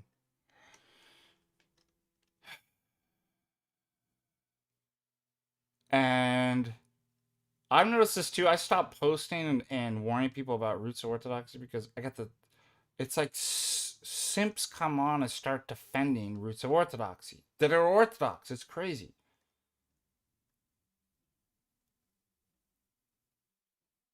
And this just gives a real good insight to sort of people that are in the Orthodox Church that keep an eye out. I thought it was, no pun intended, eye-opening. But let's just go through. Oh, there's a good old Chase Haggard jumping in. Defeating the goblins in face. Yeah, why do I need to jump in and argue these people when we got Chase Haggard? All comments. In case you don't know the issue, I'll bring it up. Okay. Jonathan, who runs Roots of Orthodoxy, was not I'm going to be really charitable about this, was not transparent that suppose he was transparent with the priest that he interviewed and let him know that he wasn't Orthodox. But the YouTube channel, when he was doing all this stuff, he wasn't transparent. And people will jump in, try to defend, oh, he didn't have to be. It's like your job to, it's like, everybody, it doesn't matter. I mean, the fact of the matter is most people thought it was Orthodox. He knew that, did not address it until he was called out. And then he made a video basically saying, you know, I'm a Uniate, papist heretic. Now, it's bizarro to me. I'm like, okay, why? Wouldn't it be weird if, like, Father Josiah's Patristic Nectar did Roots of Papism, Roots of Catholicism, and just interviewed Catholic? Like, I find it weird. Kind of what's going on. He got accused of basically he's grifting, and only came out and identified himself not being Eastern Orthodox because he was called out. But doesn't change the name. Maybe he has finally changed the name after getting enough grief to Roots of Christianity or something like that. Okay. But the other issue too is everybody's, I don't understand why it's like he's not Orthodox. Okay, so now you know why are all the Orthodox so ready to defend? Look, this is slander. Like, what is the matter with you? Why are you so concerned about defending Jonathan? Do you not know that he also works with why am I blanking on the guy on the right?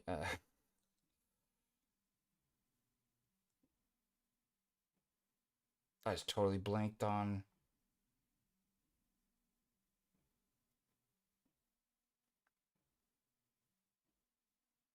You know who I'm talking about. Oh, what is the name of the guy's channel on? That was constantly attacking Orthodox. Anyways, it'll come up.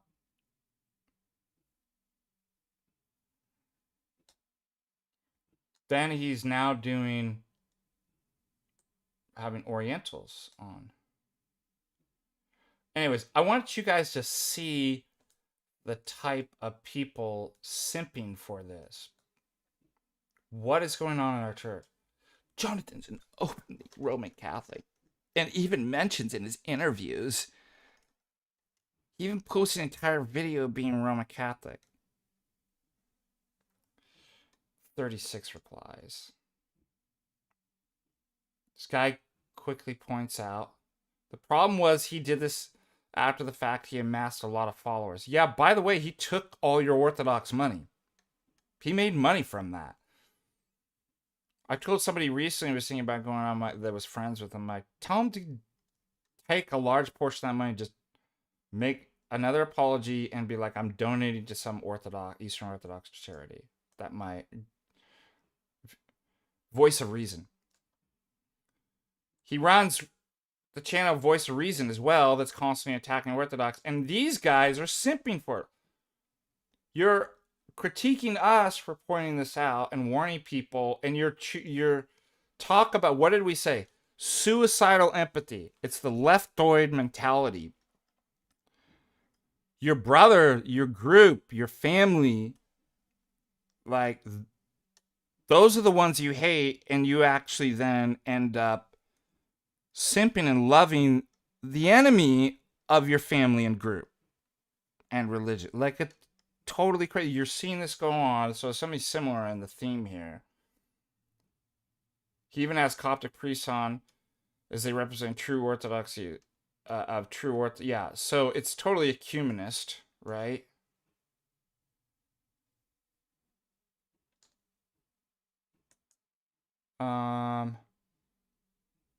This guy just hand waving there.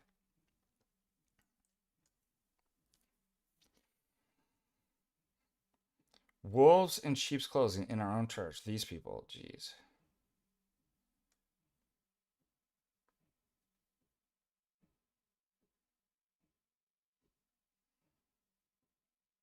Judge the message, not the messenger. Judge the mushroom, not the mushroomer. I just feel like that guy would talk in that voice. Judge the message, judge the mushroom, not the mushroomer.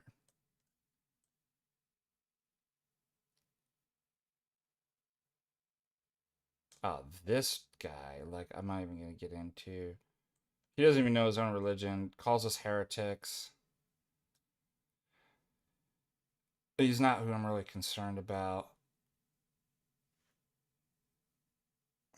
So I'm not even going to.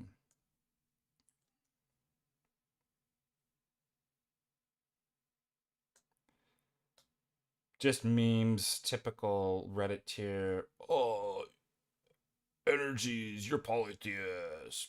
See, if it was polytheism, then your own church would call us heretics, and they say we're not. and that you can't convert us. Way to go, dumb papist, man. Again, do you think there's anything you can tell a person like this? Peter Zitko? What a terrible, unfortunate last name. Zit Theology. Zit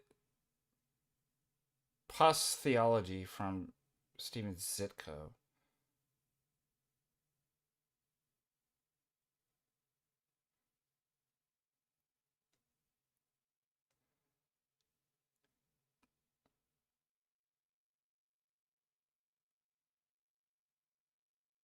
Well, I just don't understand why people are like, why are they so upset about this?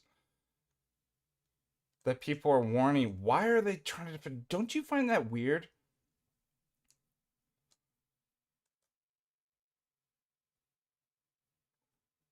Okay, here's the kill shot.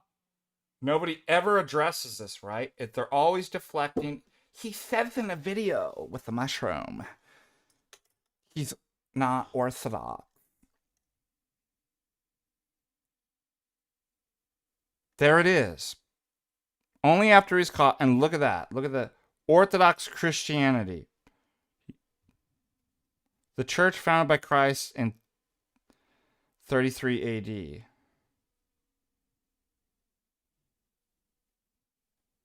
Order roots coffee and support Orthodox students. We don't know if that's true. Like, oh, that's so open that he's Roman Catholic. And all of you tards gave him money thinking, and then are still simping.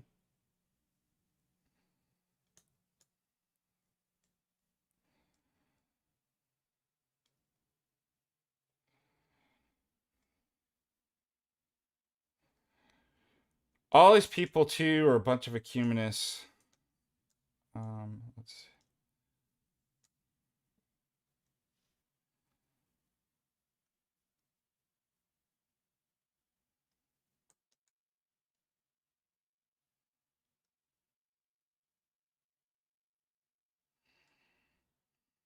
Yeah, talk about this. It's worse than Zero's discernment. Let's see what this. He plays both sides. Like, you. If you can't figure that out, sit down, shut up, quit defending this. It blows my mind.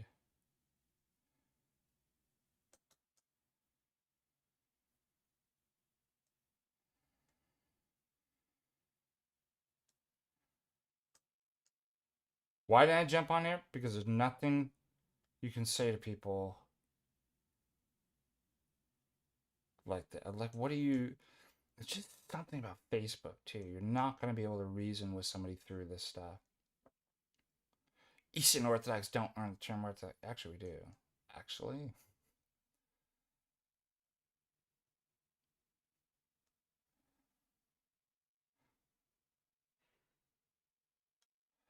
And then the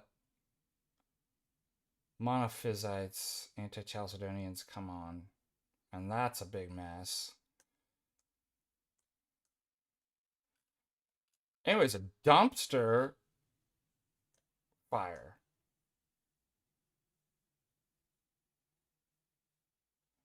But what's your thoughts on this? Where are these people coming? Why so much energy? Okay, I gotta ask, when did Mr. Kabata tell somebody he's Orthodox? I never said it. I just put it all over my Instagram and named my channel that. And everybody fell for it. I feel like I'm Tucker Carlson. You can't be serious. I only put it on my channel. Everybody fell for it.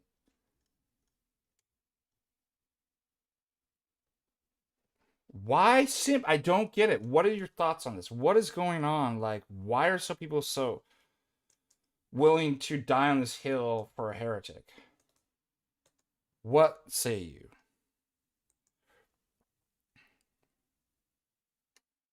Oh, it's not Christian. Christian brothers shouldn't be divided. That was another, like, they're not our Christian brothers. They're brothers in Adam, I guess, and Eve, but roots of Mormonism.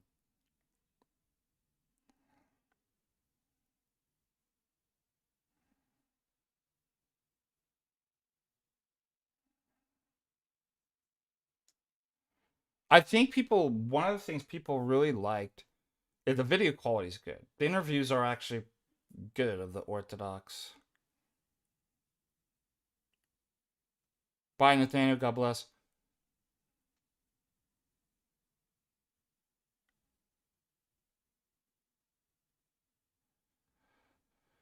Um, I just lost my thought.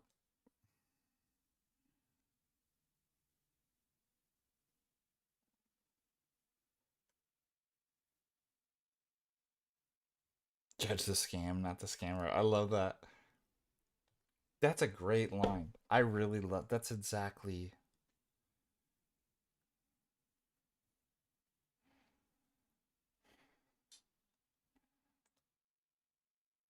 Anyways, thank God that our like those are people in our church. I mean, maybe not. Maybe they're just online. Like there'd be a lot better. But do you see how these things kind of expose?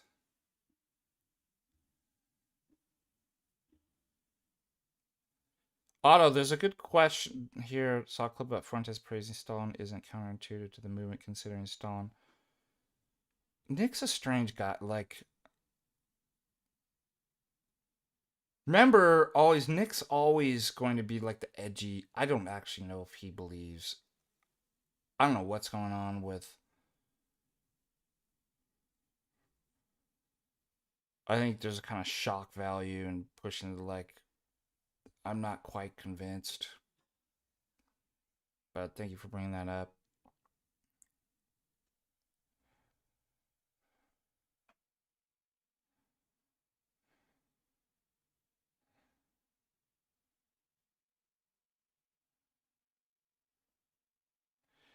At least he's seeking God, bro.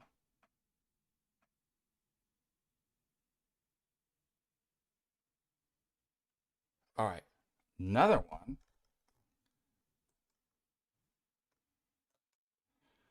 was the Sister Vasa. Barb. Coffee with Barb. Where is it? Isn't it interesting, though? It's revealing, it exposes. Come on. I thought the Coffee the Barb thing was one of the more recent.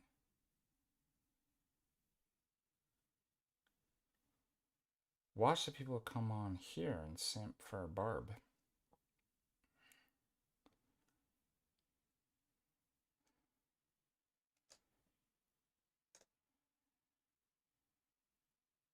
Come on, Barb. Article on Barb. Barb. Where is this? Crazy. I'm like going way down.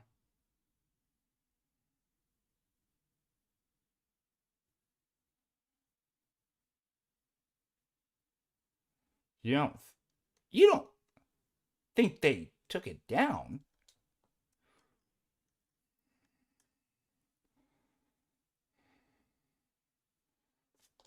Hmm.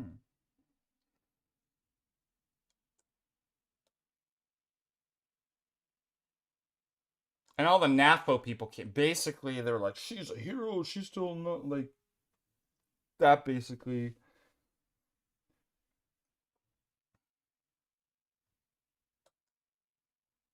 the pro-Ukraine NAFO people are like some of the worst, and or like just Lord have mercy.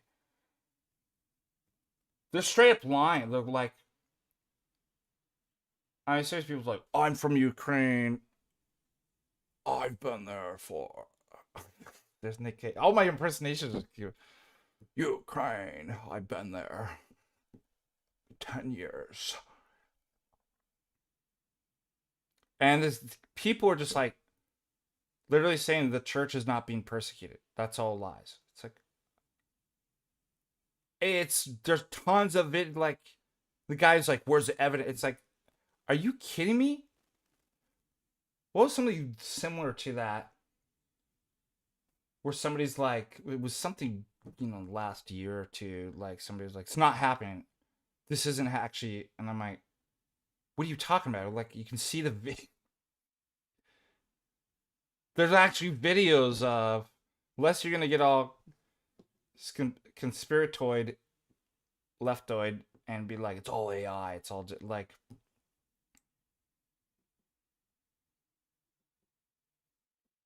I mean, what a god awful. What would these people say? Like,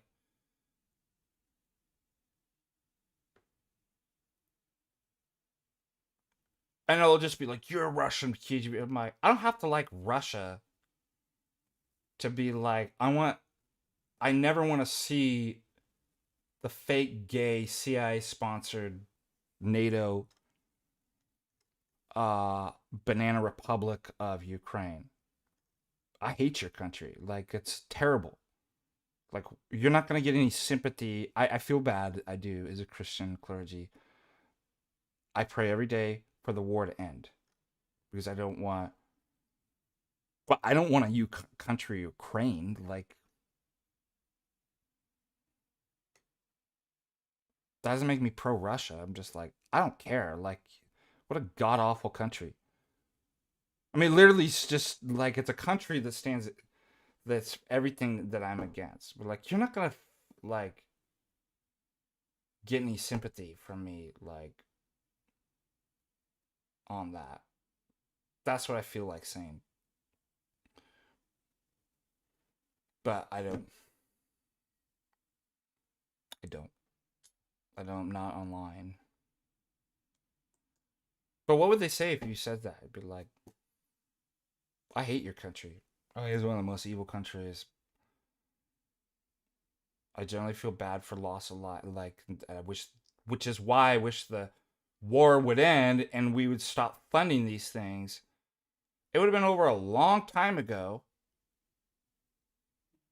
I don't have to take sides with Russia to be like, look, you're not gonna. Let's say you're just a pragmatic. You're not gonna win. Stop. Why are we funding this? That's what's killing people. No, I don't want to see an independent uh nation state of Ukraine. Like, I don't care what you think fair or unjust. Like, I don't care. Like, I just, how about that? I don't want it.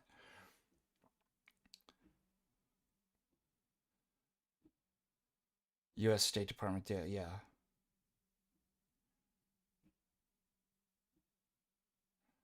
That's a complicated story. Why the false? Because that's exactly what sort of, because it's State Department funded.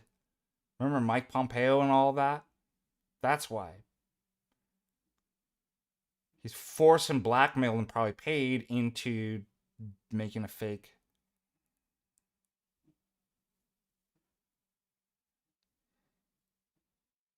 Yes, that's exactly what did it. This constantly attempted magisterially violate and took schismatics and people that were actually defrocked and made a fake schismatic church, violating the canons, right? And he just said, "Well, I'm basically the Pope of the East. I can do whatever I want." And so it's a, yeah, it goes all the way back to what, like, all the stuff, like 2014.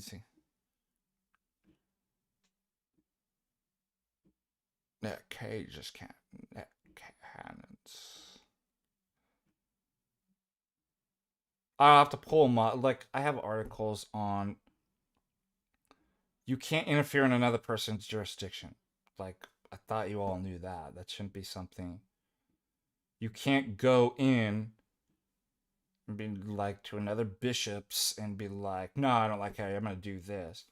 You can't do, if a bishop's defrocked somebody, you can't say, well, I'm a bishop and I'll just make you undefrocked. That violates autocephaly.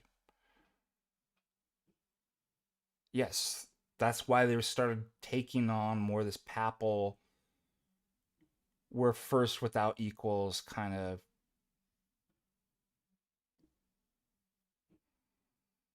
And that's what the administrative schism between the EP and was originally about. Yeah. Before the whole kind of war even happened, way before.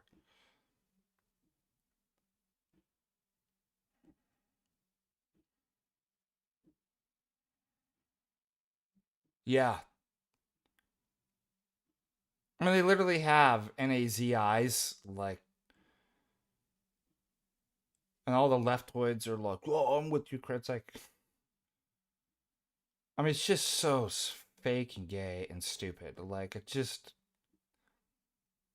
that's what I mean. Do you really think you can, like, have a conversation with people like this and reason them out of this brainwash? Like, it's just so sad to see that we have them in our church. That's the saddest part. All right.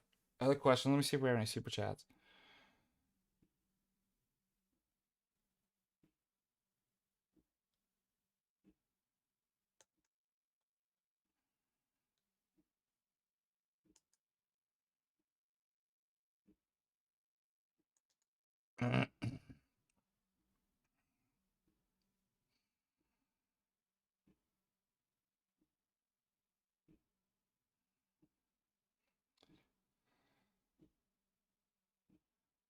Remember, thank H. Brossi. Yeah, I already said $4.99.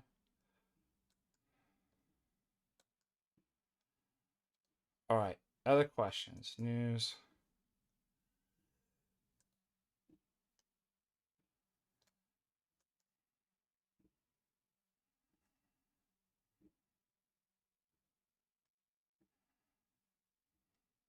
Man, the philosophy chat and Discord are the people.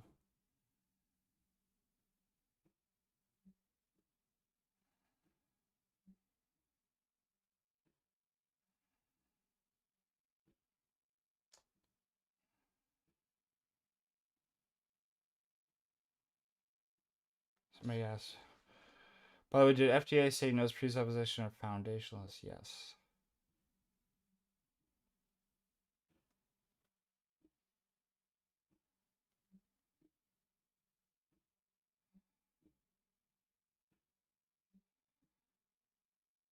I'm reading and thinking.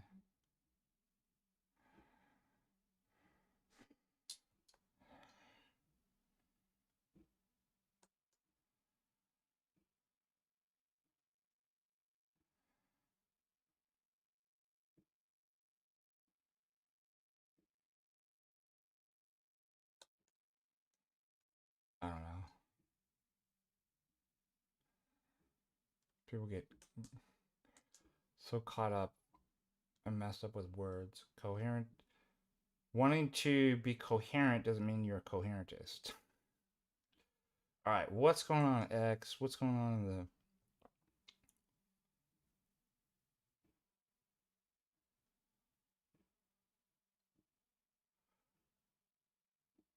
Oh, and then I had like all these like Thomas Aquinas College alumni. And my thesis advice, they are talk about normie, man. Like they're all like flipping out about Tucker Carlson and Fuentes. Like it's anti-Semitism. Like this, like I can't figure out why. Can you help me out? What is even the critique of Tucker Carlson? Like, why on left and the right? And they're like a weird group of... this Thomas Aquinas alumni group. First of all, advisors like a Lincolnite, which is already strike one.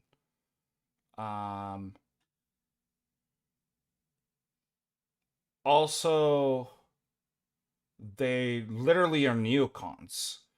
They worked with, and a lot of these people went to Claremont. And there's like two schools of Claremont. I mean, sorry, Straussian schools. like a left and right wings. Claremont and Chicago are the two, and they're different. Um, the Claremont, they're neocons. They're like they've got this weird. Anyway, so it's like here was another group that I was like reading to at my. They're kind of like Rhino, neocon, uh, really kind of normie. These are people that it's just are must be but like they're just not online. Now, I don't think being terminally online is good, but what I haven't figured out is like what's the critique against Tucker Carlson? Can you tell me?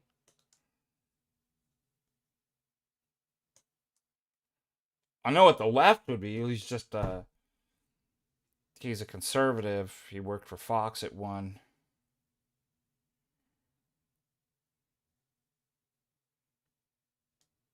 But what are these right-toid? What is anybody's critique? I don't even get it. What is it? Somebody help me.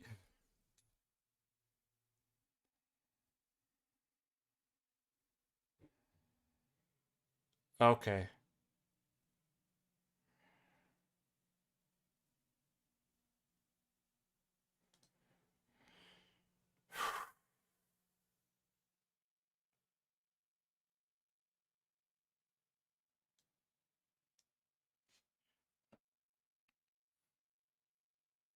The only one I saw in that thread,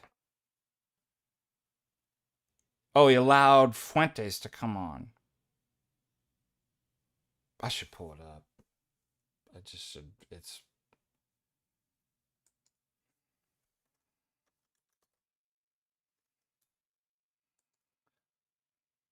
the other thing too is as clergy, I'm just not gonna go in and argue.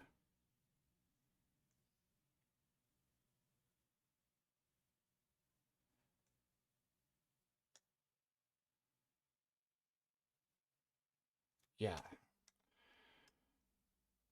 I like my thesis advisor, but like he's a total Lincolnite.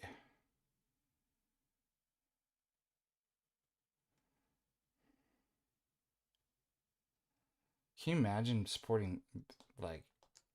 Can you imagine liking Lincoln? How far down the hell do you have to drop to actually be like, yo, Lincoln? There's a good president. Well, you got the brainwashed by the Lincoln myth, right?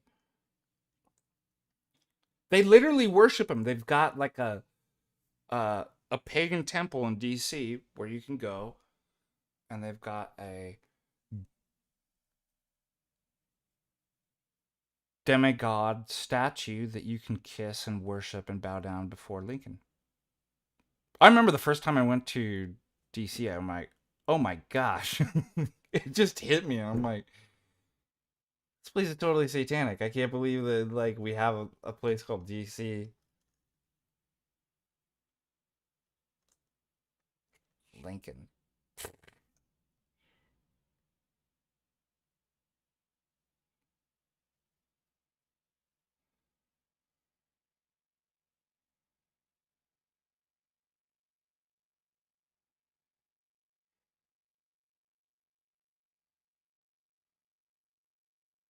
Maybe you took it down. Why I can't find.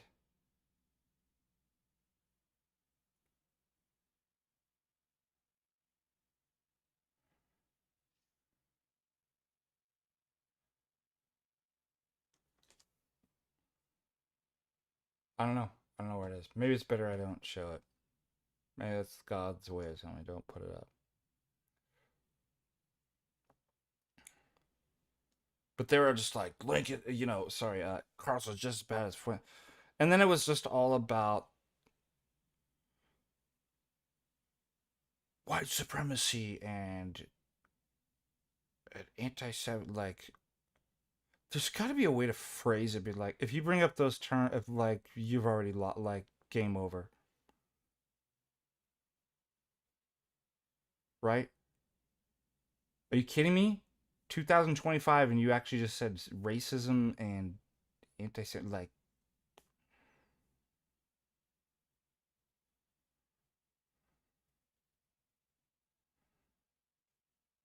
I'm not supporting Fuentes. Like I have his legitimate critiques of him, obviously.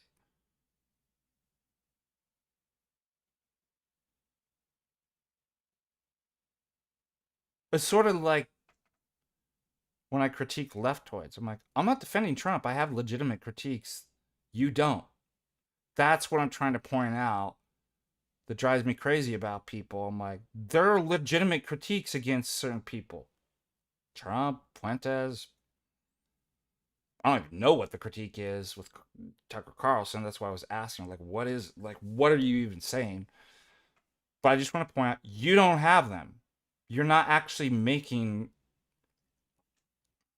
and you're embarrassing yourself. There are legitimate critiques one can make. And if you don't, if you've got a normie, well, because it's anti-Semitic, like, you're an embarrassment. Like, take the L, bow out. Like, when you grow up and break through the wall a little bit and want to have an adult conversation about things that are and wrong and legitimate, then yeah, let's have that talk. But you're not.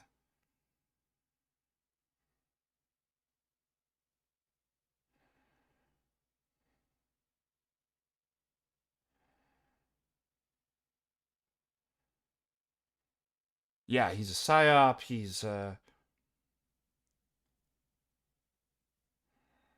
But then it's just like everything I don't like is a CIA psyop. Like, you know what I mean? So it's like,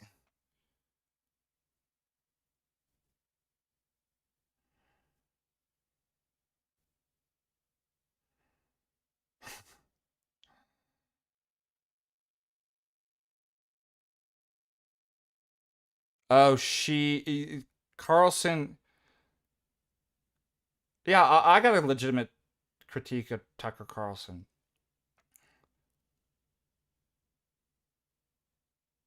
He's just too naive when it comes to the very fact that he heired of that schismatic sister, the sister of George Papadopoulos. Like, yeah.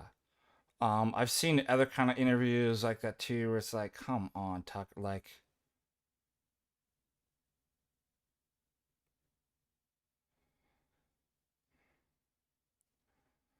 um, he was a bit normy about the whole tiny hat people. Like, he's broken through and he like realized Zionist, like, but like the stuff's like just kind of seemed a bit low tier normie stuff about the way he was talking in the interview. I think that's legitimate. But beyond that, I'm like I have a parishioner, great guy, but he's just like, I hate Tucker Carlson. I'm like, I think he's dangerous. I'm like, why? I like can't stand it. Like, I'm like, that's what I don't get. And it's just all vague. Like, it's never details. But like, what exactly? That's what I'm confused about.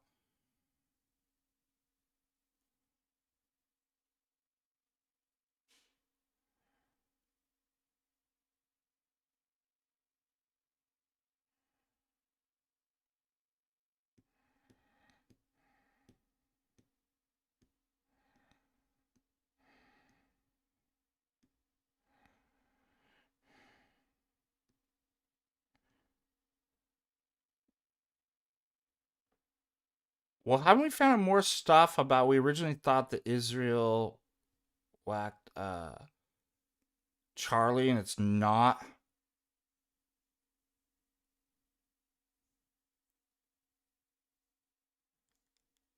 I think Jay covered a lot of that stuff too. Initially thought, but I think it moved away from. I was um. Plus, I'm tired that it's like everything's Tiny Hat Man, and they're doing and control. It's like that's just one aspect in like a lot of different. So, but I would say, just generally speaking, Jay had brought this up with Fuentes. All the gripers think like, oh, we broke it through the fourth wall, and like now we can just talk about it. Like they're allowing you, all the groups, the cabal, to talk about that stuff, and I don't know why. Like but it's worrisome. Like I mean, it's just so crazy. It drives me crazy. Like it's just organic. We're all just waking up to, and I'm like, like, and I don't know what's going on, but like it's a trap. Like it's not good. Um, Maybe you could take an approach like that with Tucker. Like I think maybe that might be a valid. Like, why is he being allowed to? Because they can't control him. Like I even think about that stuff with Trump too. Like whatever the wins are, to be like, why is that happening? I don't. I know that he, in some sense, is threatened by the globalists, but are they just competing? Like I don't get. Like I don't get it. I don't know what's going on. I don't think any of us can really figure it out. And one thing is just talk about unpredictable. The guy does not have an ideology. That's why you never know. It's like I don't know what he's gonna do. I'll take the wins when they come, but like you think he's like pro Zionist one day, and then all of a sudden he's turning against it, and he's like I'm like I have no idea. That's what makes it so hard to figure out Trump. Oh, they just can't control him. It's like, well, maybe in certain, but like at the same time, like is it legitimate to be like it's still being allowed at some level? It's hard. It's hard to because it's obviously not transparent. But we can't. I can't really figure that out. I don't.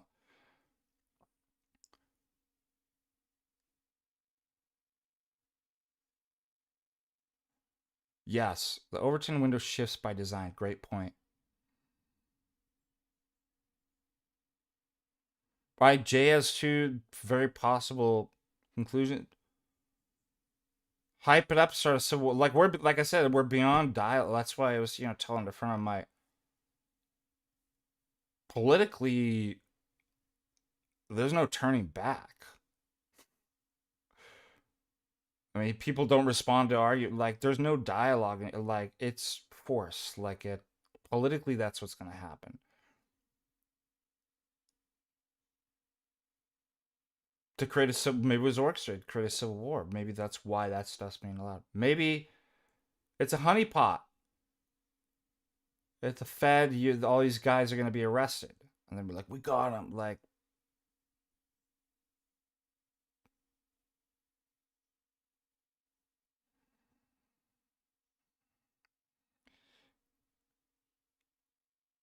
I don't know if I'd say Trump's is in it for himself or family.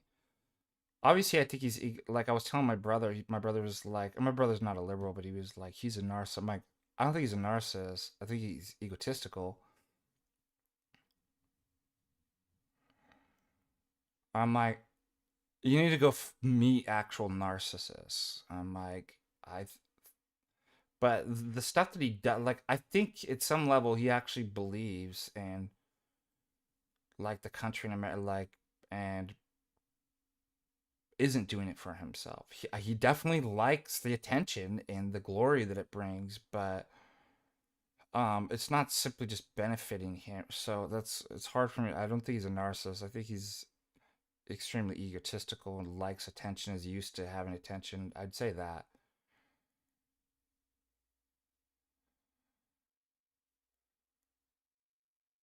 Yeah, exactly, which makes him weak to flattery. But I think he really cares about making the deal that's best for the country, and he's willing to lose even money and put his own money up for. So he's obviously thinking beyond himself and stuff, but he likes the attention. Like I don't. He's a huge ego. Like nobody should.